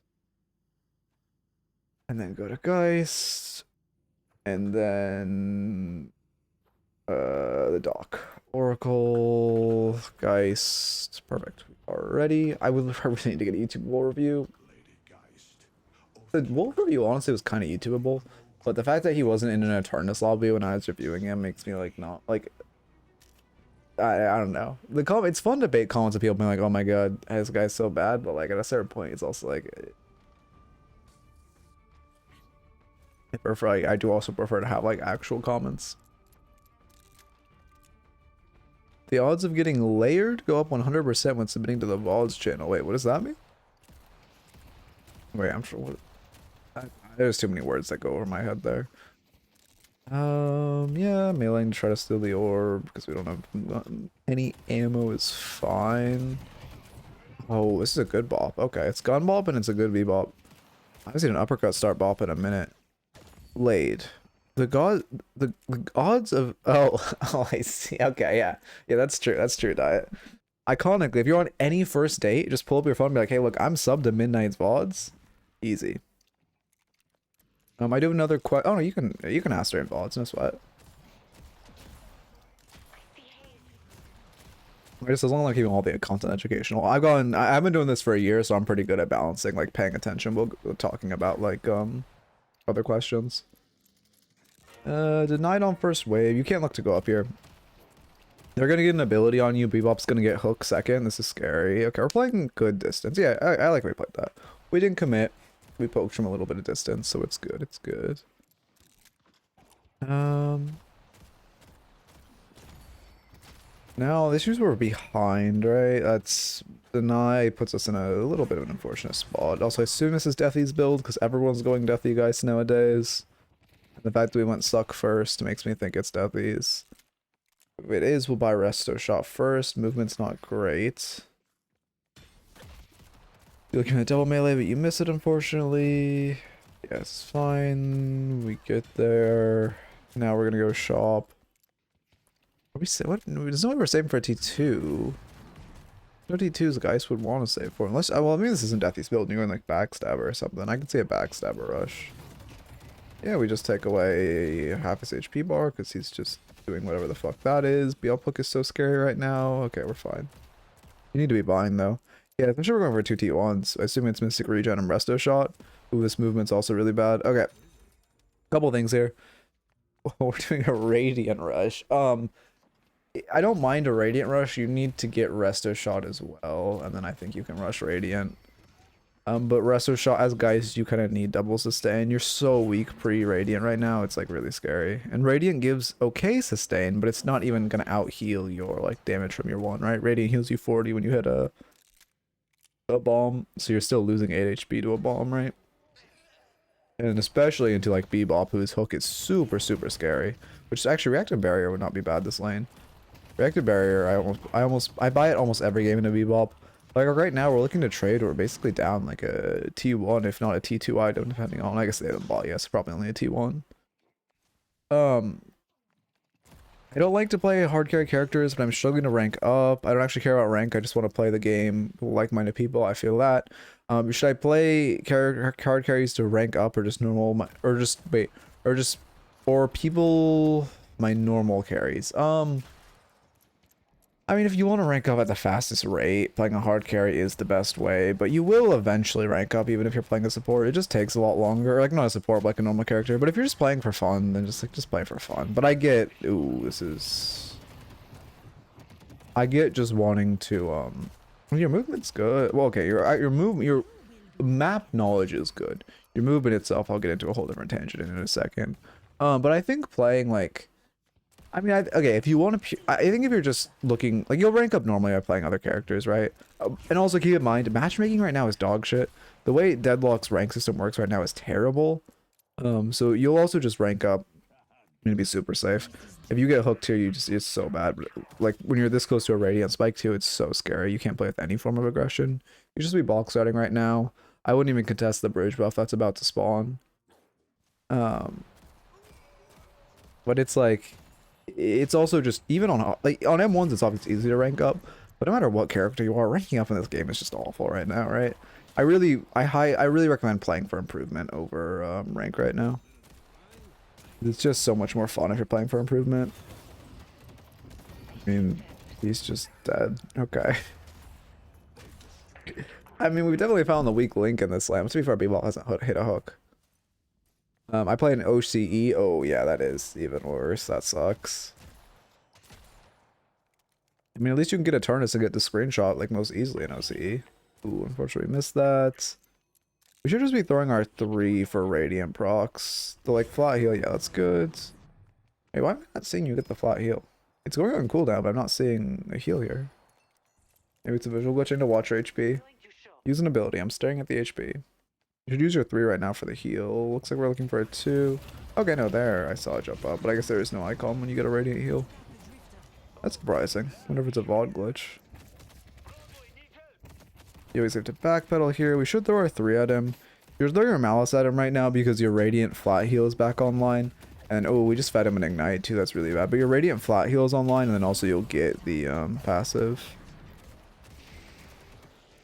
Even like, the way Geist still works, it also only swaps to a minimum of 30% HP and a maximum of 30% HP.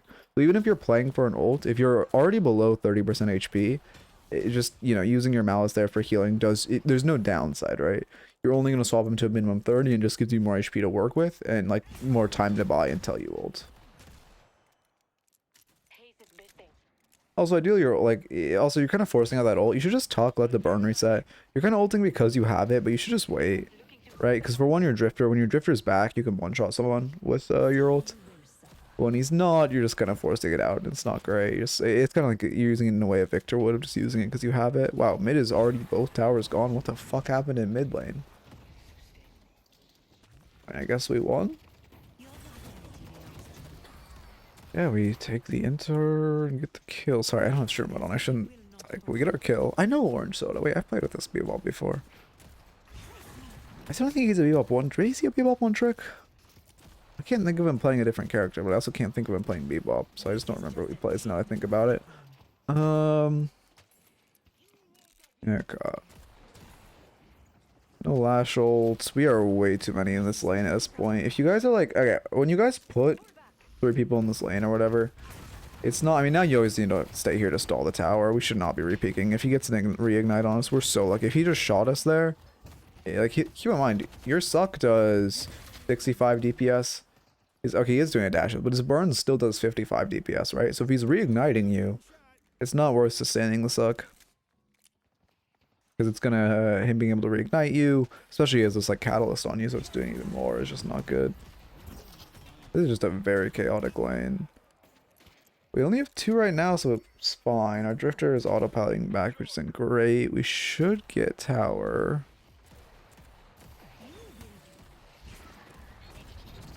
Yeah. He's just gonna die again. This is such a long clear man push. Yeah, I mean the issue is like here they responded with 4, so they're also losing souls. But like net, we're at 6.1k 6.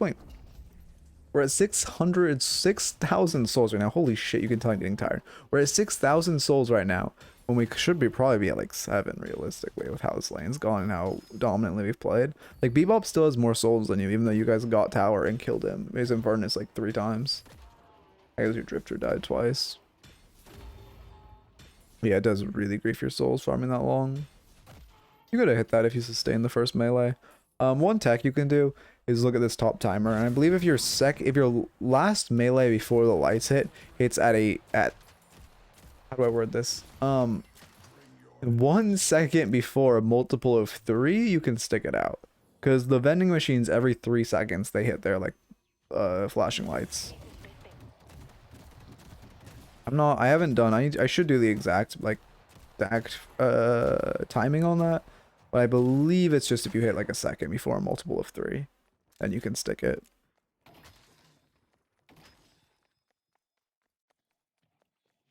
That's how you like people like how the players will, they won't like if it's not close, they won't even go for the melee where they fake out, but if it is close they'll melee, then reassess, and then sometimes they'll fake out if they don't trust, which I guess that's what you're kind of doing there, but I'm pretty sure you would hit it if you stayed. Ooh, that's not great.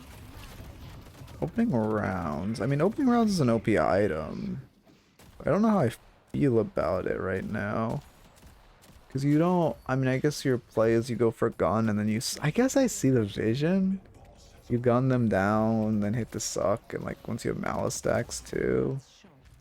Reactive barrier is phenomenal this game though. Bebop hook feels amazing into, Infernus ult can proc it, Lash ult can proc it, Lash ground strike can proc it if it grabs you. McGinnis while stun procs it very easily, Doorman cart procs it, Doorman ult procs it, Haze sleep procs it. So it's definitely a reactive barrier game. Getting hooked. Yeah, we cannot walk in a straight line right there. Into Bebop we're kind of egoing, but especially you can't walk in a straight line like that. I think you're asking if Kinetic Dash is better than Berserker. Like for Rush, I mean, we're so lucky. You should be building both. Okay, I mean, a few things there. First off, you should probably just parry and then run away. You can throw a Malice for the Radiant proc. And you probably live there if you get out of his bell range. Then secondly, we shouldn't be holding parry. Once you parry once, you should let go and just immediately double melee him if you're going to melee him. But realistically, I think your play is you parry and then you run the fuck away and you Malice as you're running away to proc Radiant. But also, I mean, you go both, but if you're, like, they're both good items for different reasons. If you're asking which one comes, oh, if you're saying, actually, if you're asking which one should come out first, it's probably K-Dash, because Geist has such a low ammo count. That item puts in a ton of work.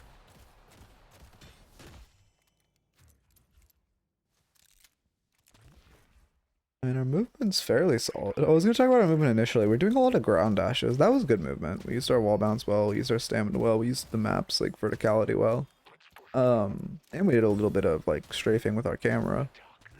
However, yeah, now you're like jump dashing, your movement's good. But we were like ground dashing a bit too, which is you just never want to ground dash in this game unless you're trying to go, like right there was a good ground dash. You're trying to go up a staircase.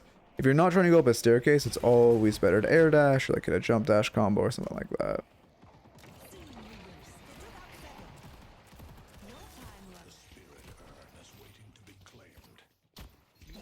Did I just base dive him? Oh yeah, I did.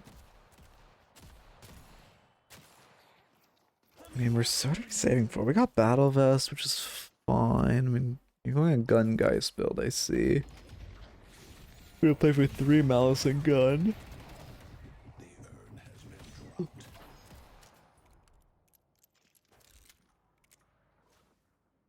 Movement could be a lot better there. When you're on that specific vent, it's a lot better. Like, you just wasted 2 stam. What you can do with just wall jumps. If you hit this vent, you can just look over here, wall jump off this wall, and then you come over here, you wall jump, and you wall jump off this wall, and you come over here and you wall jump off this one. Just a little more efficient way to do it. I probably have a clip of me doing it somewhere. Which if not, I can. Well, I can see your VOD watching. If I remember, I'll show it after this. This VOD, since you're VOD watching, I can't ask if you know it. Cultist next, I assume. Yeah, 13 minutes a broken item. I'm never gonna say no to Cultist unless it's like post 22 minutes. Or post 20 minutes, I guess. I feel like 18's the latest you can buy Cultist. I mean, your movement fundamentals with wall bouncing and like I think your air strafing too are pretty good. Which is yeah, it's good. We're going there's monster rounds. I assume we're going Cultist. Yeah, I mean we're definitely strafing.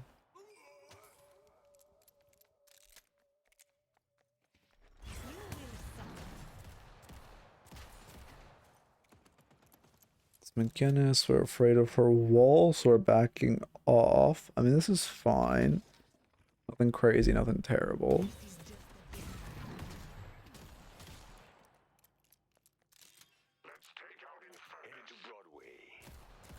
Lash, like, if Lash drags you with his one, it triggers it. His knockup doesn't trigger it, but if he, like, pulls you down, it triggers it. So it's not likely it'll trigger it, but it is something to keep in mind when buying reactive, that it can trigger it.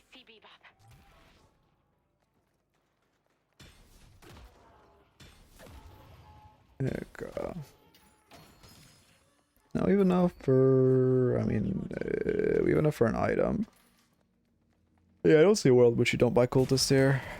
We're going 3 max into Malice max. No points into ult. That's interesting. I'm very surprised we don't put a point for the minus cooldown. Almost 100. Yeah, we should definitely put a point on this build. Put a point before we max Malice into ult just for minus 35 seconds cooldown is pretty massive. Yeah, there's our Cultist. K-Dash next. Makes sense. We'll go Cultist. You probably want to Cultist this T3. It's your best option. You can go for the ones in your base, but they're very far. I guess this wave's dragging you here, so you might as well. I mean, your movement is very solid. Like, I'm surprised. I thought off the start your movement would be poor, but we have good wall bounces. We're doing, I think, a little bit of edge boosting too, which is great. We're coming to this fight with Cultist up, which is really bad. I mean, maybe you could try to pop it on a minion, but you're basically like down on, well, not down on, yeah, basically down an item when you don't have Cultist popped, which is really bad. You're like 10k in this fight, which is not great. You also need to be walking back to the mid wave, which we are. That's good. We should just path mid and path for our Cultist, then probably shop for our, probably get Zerker if we wanted. I'm high-key starting to believe in Tesla over Toxic Bolts and on Infernus. Nah, Toxic's bad. The reason, like, Toxic's bad... Well, okay, Tesla's a good item right now. Maybe you could... I wouldn't say necessarily no if you said you just thought Tesla was good on Infernus, but instead of Toxic Bullets, it's great, because the reason Toxic Bullets is so good on Infernus is because it, like, since his kit is already damage over time based, it works very well with how you want to play on him, with, like, keeping your stacks up. And it works very well on him with what items you buy. Like if you're buying superior duration and stuff, that like adds the duration to your burn. It also adds duration to toxic. Like your itemization already wants to build the way toxic wants to go. Weighted shots? That seems insane on Gungeist. I mean, debuff reduction is good. I'll have to look at the bullet velocity. I guess she has high bullet velocity? That seems insane, though. I guess I haven't tried enough to necessarily say it's awful. But you're going to be taking a lot of medium to long range fights with a minus, what, 30, 35%? 30%? Yeah, minus 30% bullet velocity is rough. Not unheard of? I mean, yeah, I guess. I mean, if it's someone better, a guy says it than me. Headed to yellow. Headed to mean, yeah, I guess they get double value out of remover, but it's still toxic bullets definitely aren't bad on Infernus. I mean, it still just works every way as Kit wants to play, and then also if he's especially because on Infernus, a lot of Infernus builds like to go Ricochet too, which I mean Tesla does work okay with that, but Toxic works very well with that. And then again, you're already building for damage over time, so it's just why you like it on him.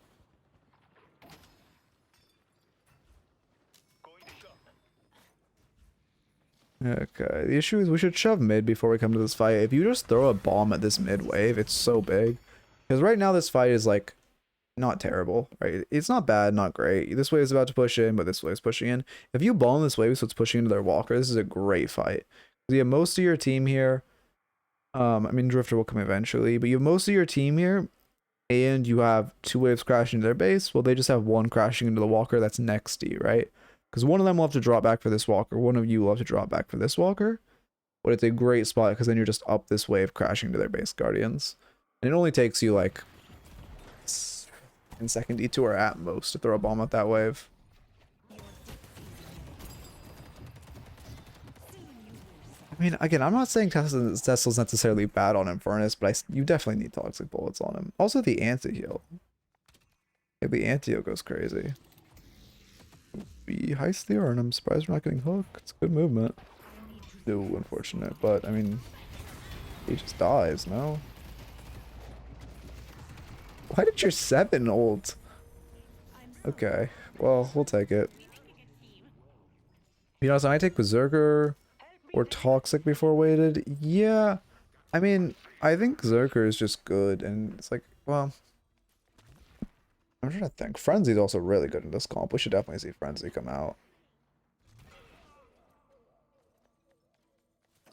You have good fundamentals. I like that. Like okay. The thing is, right now we're wall bouncing a little too much, but it's perfect because that's how you learn how to wall bounce just enough.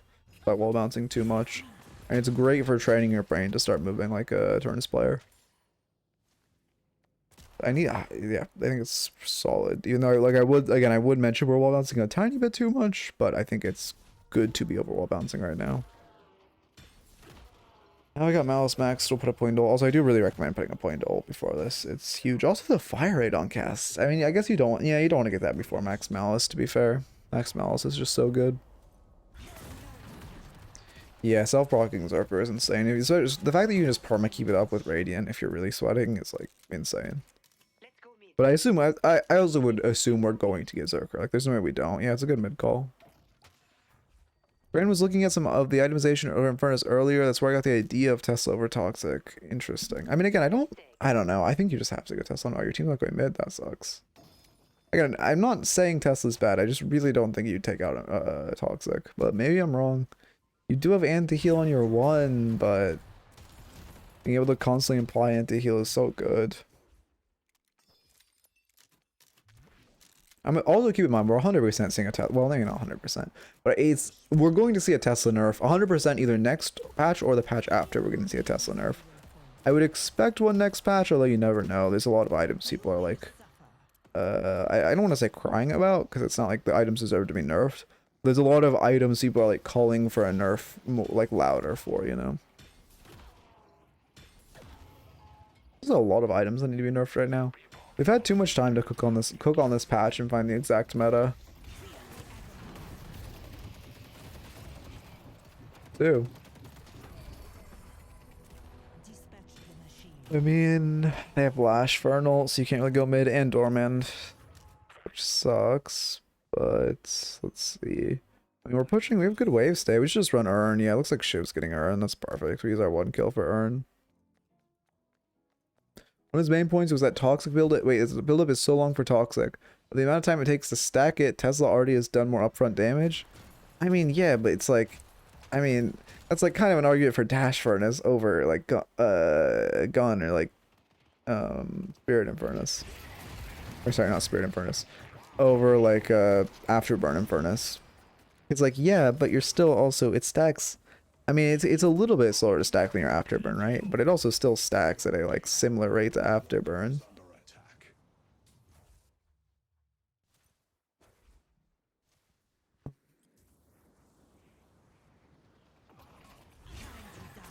Like, sure, if you're going a dash build, you could call Tesla over Toxic. though. Like, I mean, I guess was Cran making a dash build? I guess, okay, if this is a conversation about a dash build, I suppose it's a different story. But if this is like a afterburn build, I still stick to what I said. About have a good stream, yeah, for sure. Yeah, I would love to see you in game again. Well, yeah, hopefully. Well, I mean, hopefully I can fucking actually get my accounts, like, my main at a respectable elo, but, you know, short of that, I'd love to see you in game again.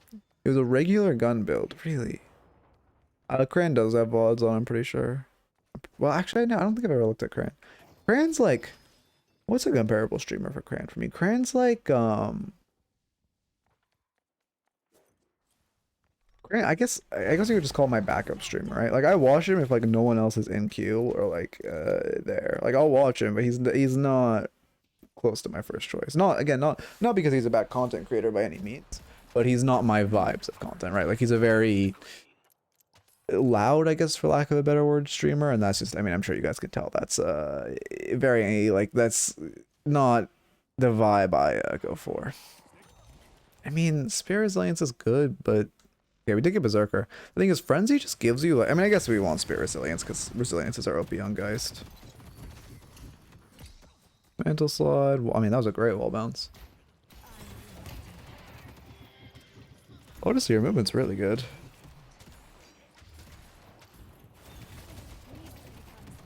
We should. I mean, this is not a bad fight. They all live, which is unfortunate. Game's kind of slow. I think we got Arn. I was not paying attention to if we actually got Arn.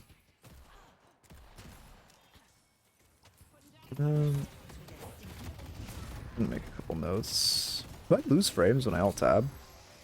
Oh, sleepy guys. I found the VOD and timestamp. I'll post after the Discord review. Okay, yeah, I'll look at it after this review before we end. I see the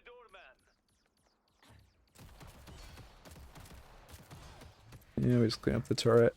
How long do McGinnis turrets? Do McGinnis turrets last until wait, I actually don't know how long turrets last on Nintendo. 38 seconds, okay. Okay, no one plays this character. I feel like there's been a small resurgence of McGinnis's that I've learned. I know nothing about McGinnis because no one has played her for 7 months. I think Mina needs... I think Mina rake damage needs a nerf. And then I also think... okay, a couple things with Mina is I think her rake should do less damage. And I think she doesn't inherently need a nerf, but Spirit Burn needs a cooldown on, like, NPCs. Spirit Burn needs like a 1 second, 2 second cooldown on NPCs. Like, that's the main issue. Well, again, I also do think her rake does too much damage, but I don't think her being like ult being able to one-shot mid-boss is healthy for the game at all. But I don't really think that's a problem with her ult. I think it's a problem with Spirit Burn. Not a fight we want. You should be pinging for your Drifter to fall back. Yeah, okay, he lives. We do lose bridge buffs. Now, I mean, we have 5 on this side of the map. Ooh, Drifter gets fucked. Or 4, actually. Yeah, we need to pay back. I like not a fight we want. We just saw Paige and Guinness show, so this is a 5v5 at best. We're down one. We can all look for this. They probably go mid, actually. We don't have any good pit ults. No, I guess we have... oh, no, we have Paige ult. Never mind what I'm talking about. Are you really trying to fucking farm that? This is just such a, like, mosh pity game. Like, we're spending so much time in fights, we're not winning. Like, our soul count, 28k, we're one of the best in the lobby at 28k by 26 minutes. That's kind of rough. Yeah, we call... is this a good mid call? I mean, your Drifter will be up, but they have Lash ult. You have no Doorman. Yeah, do we have something to stop Lash ult? Okay, we have Page knockdown. Okay, I don't mind this call. Comes down to your Page, though. Which is scary. Oh, they're not even contesting. That melee was very late. If you consistently melee rejuve late, you should just practice in the sandbox. It's never felt right that someone can take a walker solo by pressing 4. Yeah, it's too... I mean, again, it's not even the... her one-shotting walkers, I don't even mind. Like, okay, I mean, it makes... it's not even the thing I mind the most. It's the fact that she can one-shot mid-boss that is, like, game-breaking, right? Her one-shotting objectives is or walkers is annoying, but not like I could see that conceivably being balanced in the game.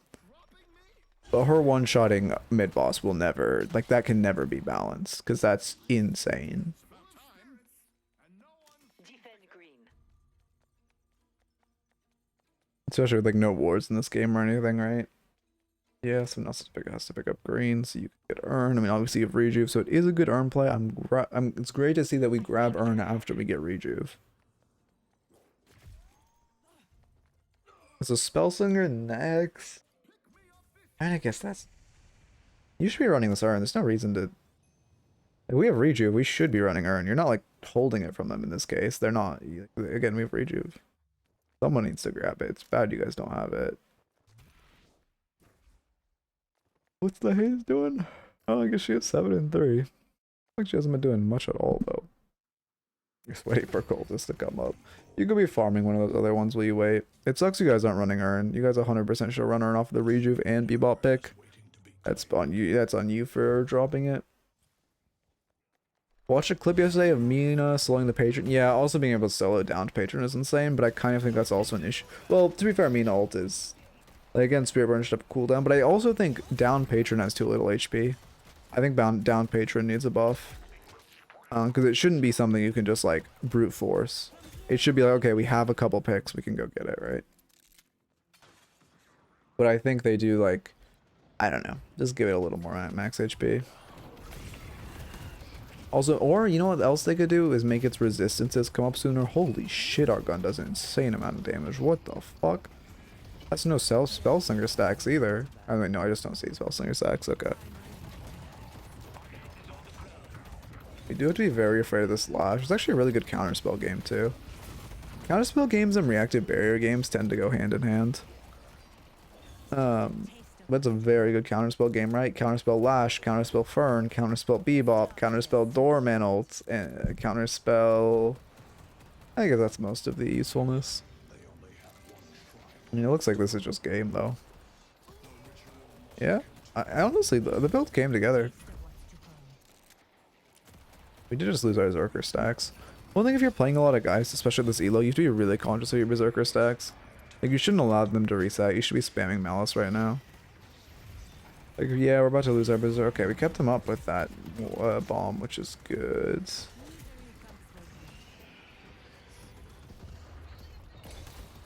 Pit fighting. You should probably use your suck on patron, not on the enemy. Do we, wait, how do we have... Wait, am I insane? How do we have 3 suck charges but no rapid recharge? Wait, what the hell? Wait, what? Am I missing something? Wait, we didn't have rapid recharge. We had 3 sucks. Maybe it was 2 and I'm just blind. It was probably just 2. Yeah, it was probably just 2. Blind. Okay. I mean, honestly, we played very well. I mean, this is a game where you did well, but... Well, what rank was this game?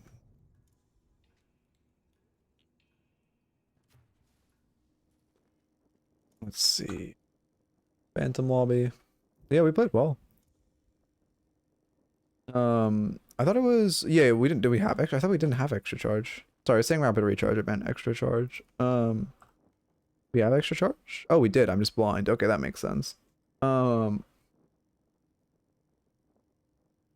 Let's see. I mean, we go ult maxed. Yeah, we're signaling bomb. I mean, I like the build. Only thing I would say with the build and just generally building, generally with the early building is, what was it? I had a note for it, but I forgot. Oh, I don't, yeah. As I mentioned before, I think Berserker should come out pre-weighted shots. I see the vision of weighted shots. Berserker should probably come out before it. Also, reactive is fantastic this game. Counterspell is also really good this game. Counterspell, obviously a very strong item in general. Would feel very good for us. I think the rest of the build is fine. Or double barrier. Yeah, rest seems very fine. The rest of the item order and itemization seems good. Oh, our cultists, we should have managed a little better. Like, especially when we buy it, we should immediately be looking to cultist a camp. And we went into that fight on the right side after buying cultist without having popped it. We're putting ourselves in a really bad spot to be fighting. And then let's see.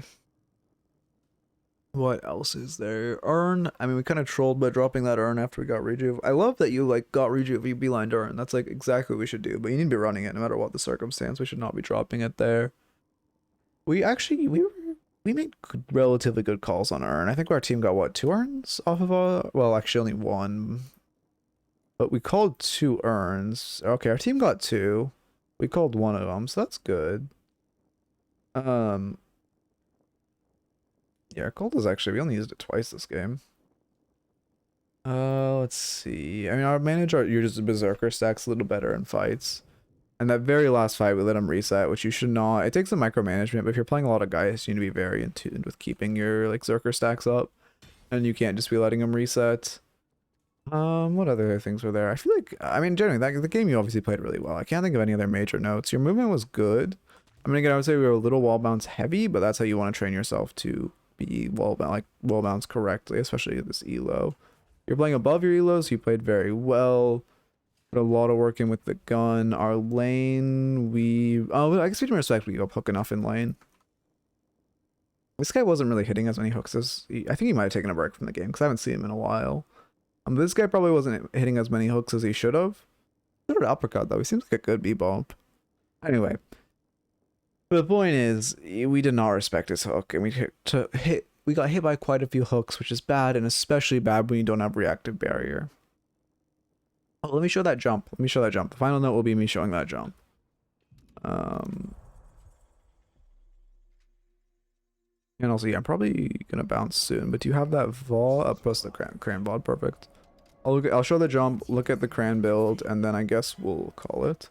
I mean, Cran generally makes decent builds. I don't think he's the best builder by any means, but like, I don't think he's had any builder. I'm like, damn, that's troll. So we'll see. Although I think the argument of Tesla does more upfront damage than Toxic is, I mean, he probably worded it better. It's just like this. I'm actually gotten pretty sloppy at it. It's supposed to be an inside jump. I think it's inside or outside, inside, outside. Yeah. Okay, I did my first jump as an No, I did my first jump as an outside jump. What if I do an inside jump first jump? I didn't have enough stam. Smile. Wait, let's see. You do it with 1 stam. It's outside, double jump, inside, outside. There we go. I'm actually not even sure if you're supposed to double jump, but you can if you need to. Point is, you use I believe 3 stamina to do that, and you can just do it with 1 if you're moving a little better. Just a good little jump to know. Outside, oh yeah, it is double jump. It doesn't feel right. The double jump doesn't feel right. I'm getting way too much height. I think you're supposed to do it no stam. I had a thumbnail where I talked about this jump. Outside, okay, fucked it up again. 1 more attempt, and then we'll look at the cran VOD because you get the vision. Hello? What is happening? I guess I'm just not used to Geist movement speed. Outside. No, you have to double jump here. Inside. Outside. And then you're fine. I think you could do it without 1. But anyway, let me look at the cran. Well, it's open. Okay, here. Is it timestamp? Yeah, it is timestamp. Perfect. On Twitch, you can actually open as you're supposed to. You dog shit fucking website. Of course it's not opening. Yes, I love Twitch. Smile. I'll open it on a different fucking browser. And now the timestamp did work. Okay. Let's see. The build is... Here what max order. He's maxing burn first. Wait. Let's see. I can show this in 1 second. Can you show the fucking build, bro? Show the build. Oh my god. I pasted this. I really need an easier way to show my browser, but the way I capture my sources is kind of like funky. He still goes toxic. Oh yeah, he still goes toxic. He's just buying Tesla as well. Let's see, it's like making an argument here. Let's look at like, why did you buy toxic? Oh, okay. So I'm gonna like reset my character real quick. I'll show you something. I'm tired of being. Anyway, let's see. So I bought toxic fire right rate. about now, 2.24 at 11k. So at 11k, Okay. your toxic is doing Don't get a copyright like, strike, right? pretty minuscule damage. Like it's not that great. Like Talking there's about better it's max items, HP like- damage, bro. Of course, it's not doing much damage because you're demonstrating it on a level 1 Abrams, and it's max HP damage. It's also the anti-heal value. With better items, like, so this is doing like 20. Oh, wait, let him die. Yeah, of course it's doing 20 damage. It's max HP damage. You're demonstrating on a level 1 like tutorial builds bot. forever. It does 24 damage, right? He builds at the same rate as. Okay, I disagree with them, to say the least. Let me come back here. I don't know. I disagree. I mean, maybe I could see an argument for Tesla, but you don't take out Toxic because it fits so well with Infernus's kit and the way you build. And then also, as far as his argument, it takes a while to build. Builds barely takes longer than look at Lightbringer Infernus. I don't really like Lightbringer builds. He made a good Victor build, but the rest of his builds, I don't know how I feel about. Like his ship build kind of feels bad. I'm not gonna lie. This one.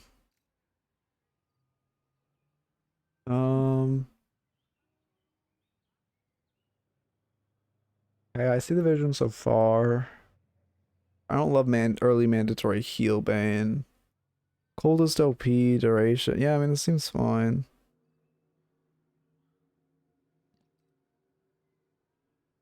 Meta EU. Yeah, I mean, I've seen a lot of people doing this, like, duration rush. When you're going for heal bane as your form of anti-heal. The issue is, like, this is just half the price of Toxic, though.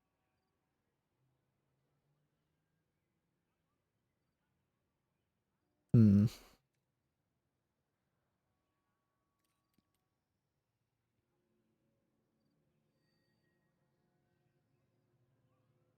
don't know. I mean, I see the vision, but I still think you just build so well with Infernus, because even if they have remover, right? You're not like in an extended fight. If they remove you, you're still gonna get another afterburn on them, right? Like this, the whole point is that this is an afterburn build. I get it's not to like hedge your bets. I don't know. Yeah, I mean, I agree with this. I don't know. Like I see the vision, but I still think Toxic is just like so good on him. I mean, yeah, I suppose that's true. They still die with 2 Toxics. Or sorry, with 2 afterburns.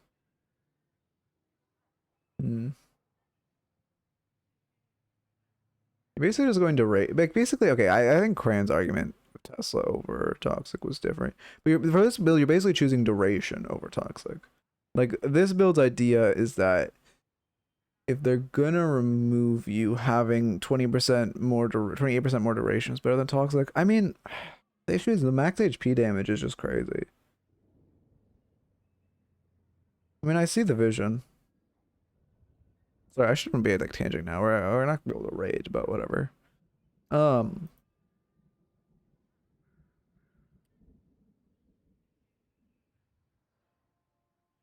don't know. I think, I mean, it's really just to counter a remover countering you. Duration gives 25% more. It's also giving you increased dash, your increased catalyst duration as well. I don't know. I'd slot this in. I think maybe in pro play you can make an argument, but I think I think pretty objectively before you're like Oracle, it's good to have Toxic, and I think where the like argument comes in is when people are itemizing really well. Okay, I guess I think my take on this is that in a higher elo, in theory, if you have other characters that are very debuff removable, I can see not building Toxic. But if you, I think this item can just be more situational than like not build. Like I mean, like to be fair, Lightbringer literally has it in like experimental. I'm more talking against what Cran's saying, I suppose. But like, I think it's just if you're on a comp that's already built, like a comp that's already baiting debuff removers, I think you can still build it. But if you're in a comp that like you say you have I don't know what's debuff remover bait. I actually can't think of a single character that's debuff remover bait right now. I literally made a whole guide on this like a few days ago. Wait, why can't I think of a single character that's debuff remover bait? Shiv, like Knife Shiv or something. Sure, if you have Knife Shiv on your team, you shouldn't go Toxic. I can see that. Yeah, duration works on. Yeah, that's true. Again, I'm not saying duration is bad. I definitely see the vision of duration. But I think toxic is just more optional than an item you shouldn't build, should or shouldn't build. Like I can see the argument against it if you have like a knife shiver or someone who's already baiting debuff remover on your team. But if you don't have someone that's already baiting debuff remover on your team, I think it's fine to still go it. Because also the max HP damage is like pretty significant. Although I guess the counter argument to that is the fact that if you have a team that's already baiting debuff remover, you're already getting like they're gonna have to choose a debuff remove your knife shiv or you, right? I don't know. I feel like I'd have to play more Infernus to give a real like a bit like I don't to be fair, I don't play enough Infernus myself. There's another clip where he specifically talks about what he recommends. I mean, I should just end. I don't really care. Like I don't play enough Infernus or care enough. I mean, if I don't know.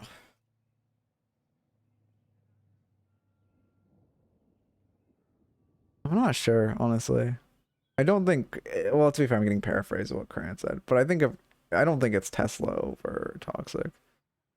But I could see a game where you don't slot in Toxic. I just feel like this item works so well with this kit fundamentally, right? You already want dots. It's like I guess it's just like a double up item. Because with this item, you're playing so well for your kit. With something like duration, you know, it gives it a longer duration, makes it better, makes it good, but also you're doubling up your weaknesses. So it's, I guess to be fair, there is a big argument for hedging your bets, right? And that's why you would go for like,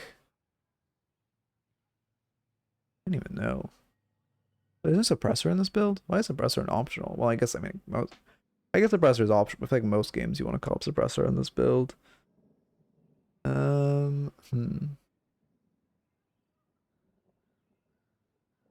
Yeah, makes sense. We don't upgrade spirit shredding to rend. Heck,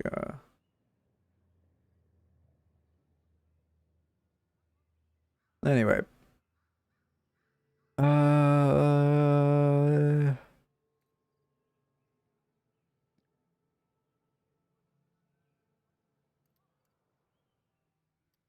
Yeah, I think I'm ready to end. I'm just reading this build more to get some information for myself.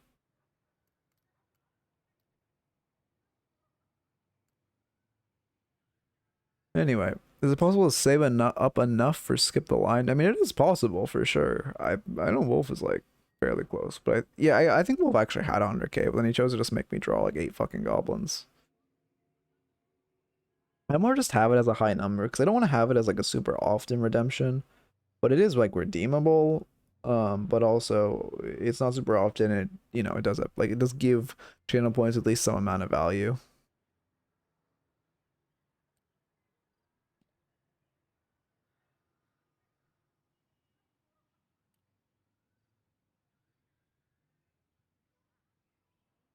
Okay. Anyway, I get the second one too. I can't get on a whole other tangent, but I kind of want to look at his other builds. Is this like a dash build? No, this is like it's a one build. I'm sorry, what? Interesting. Mandatory reactive is crazy. Oh, it's a melee build. Oh, I see. Oh, okay, I understand. Wait, no, yeah, kind of. But not really. It just abuses Spirit Snatch, but then I mean, you should be light mailing, not heavy mailing, so there's no way you're getting parried enough to buy reactive.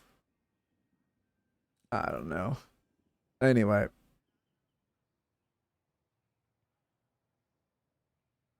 Is this not build he was talking about? No. Whole different tangent. Let me get back. I guess let's go back to default. Anyway, answering my question. Hopefully, I win a raffle soon. Yeah, of course. Hopefully, like we'll have what's tomorrow? Tuesday. We'll have 4 more raffles tomorrow. Welcome to join. Why did my viewers gone up anyway? Melee ult. I see. Yeah, I feel like my animation canceling for ults is not great. They're like dash into. They're like this shit. You go like. By not even pressing my melee key correctly, because I muscle memory trained this a lot when my keys were completely different, but now I've like completely rebound my binds. Because like before my cancel key was like at Q, and my melee key was like on my mouse when I muscle memoried this, and now my parry key is Q, and my cancel key is tilde. So whenever I try to go for a melee cancel like a furnace, I do it so poorly. Like you can see, I'm pressing F to melee. That must have been my melee key at the time when I muscle memoried this. I did it correctly, smile. Anyway. We have people here. Let me find someone to raid. Shit, no one I normally raid is live. God damn it. I can raid the goblin guy. Yeah, I can raid the goblin guy. He's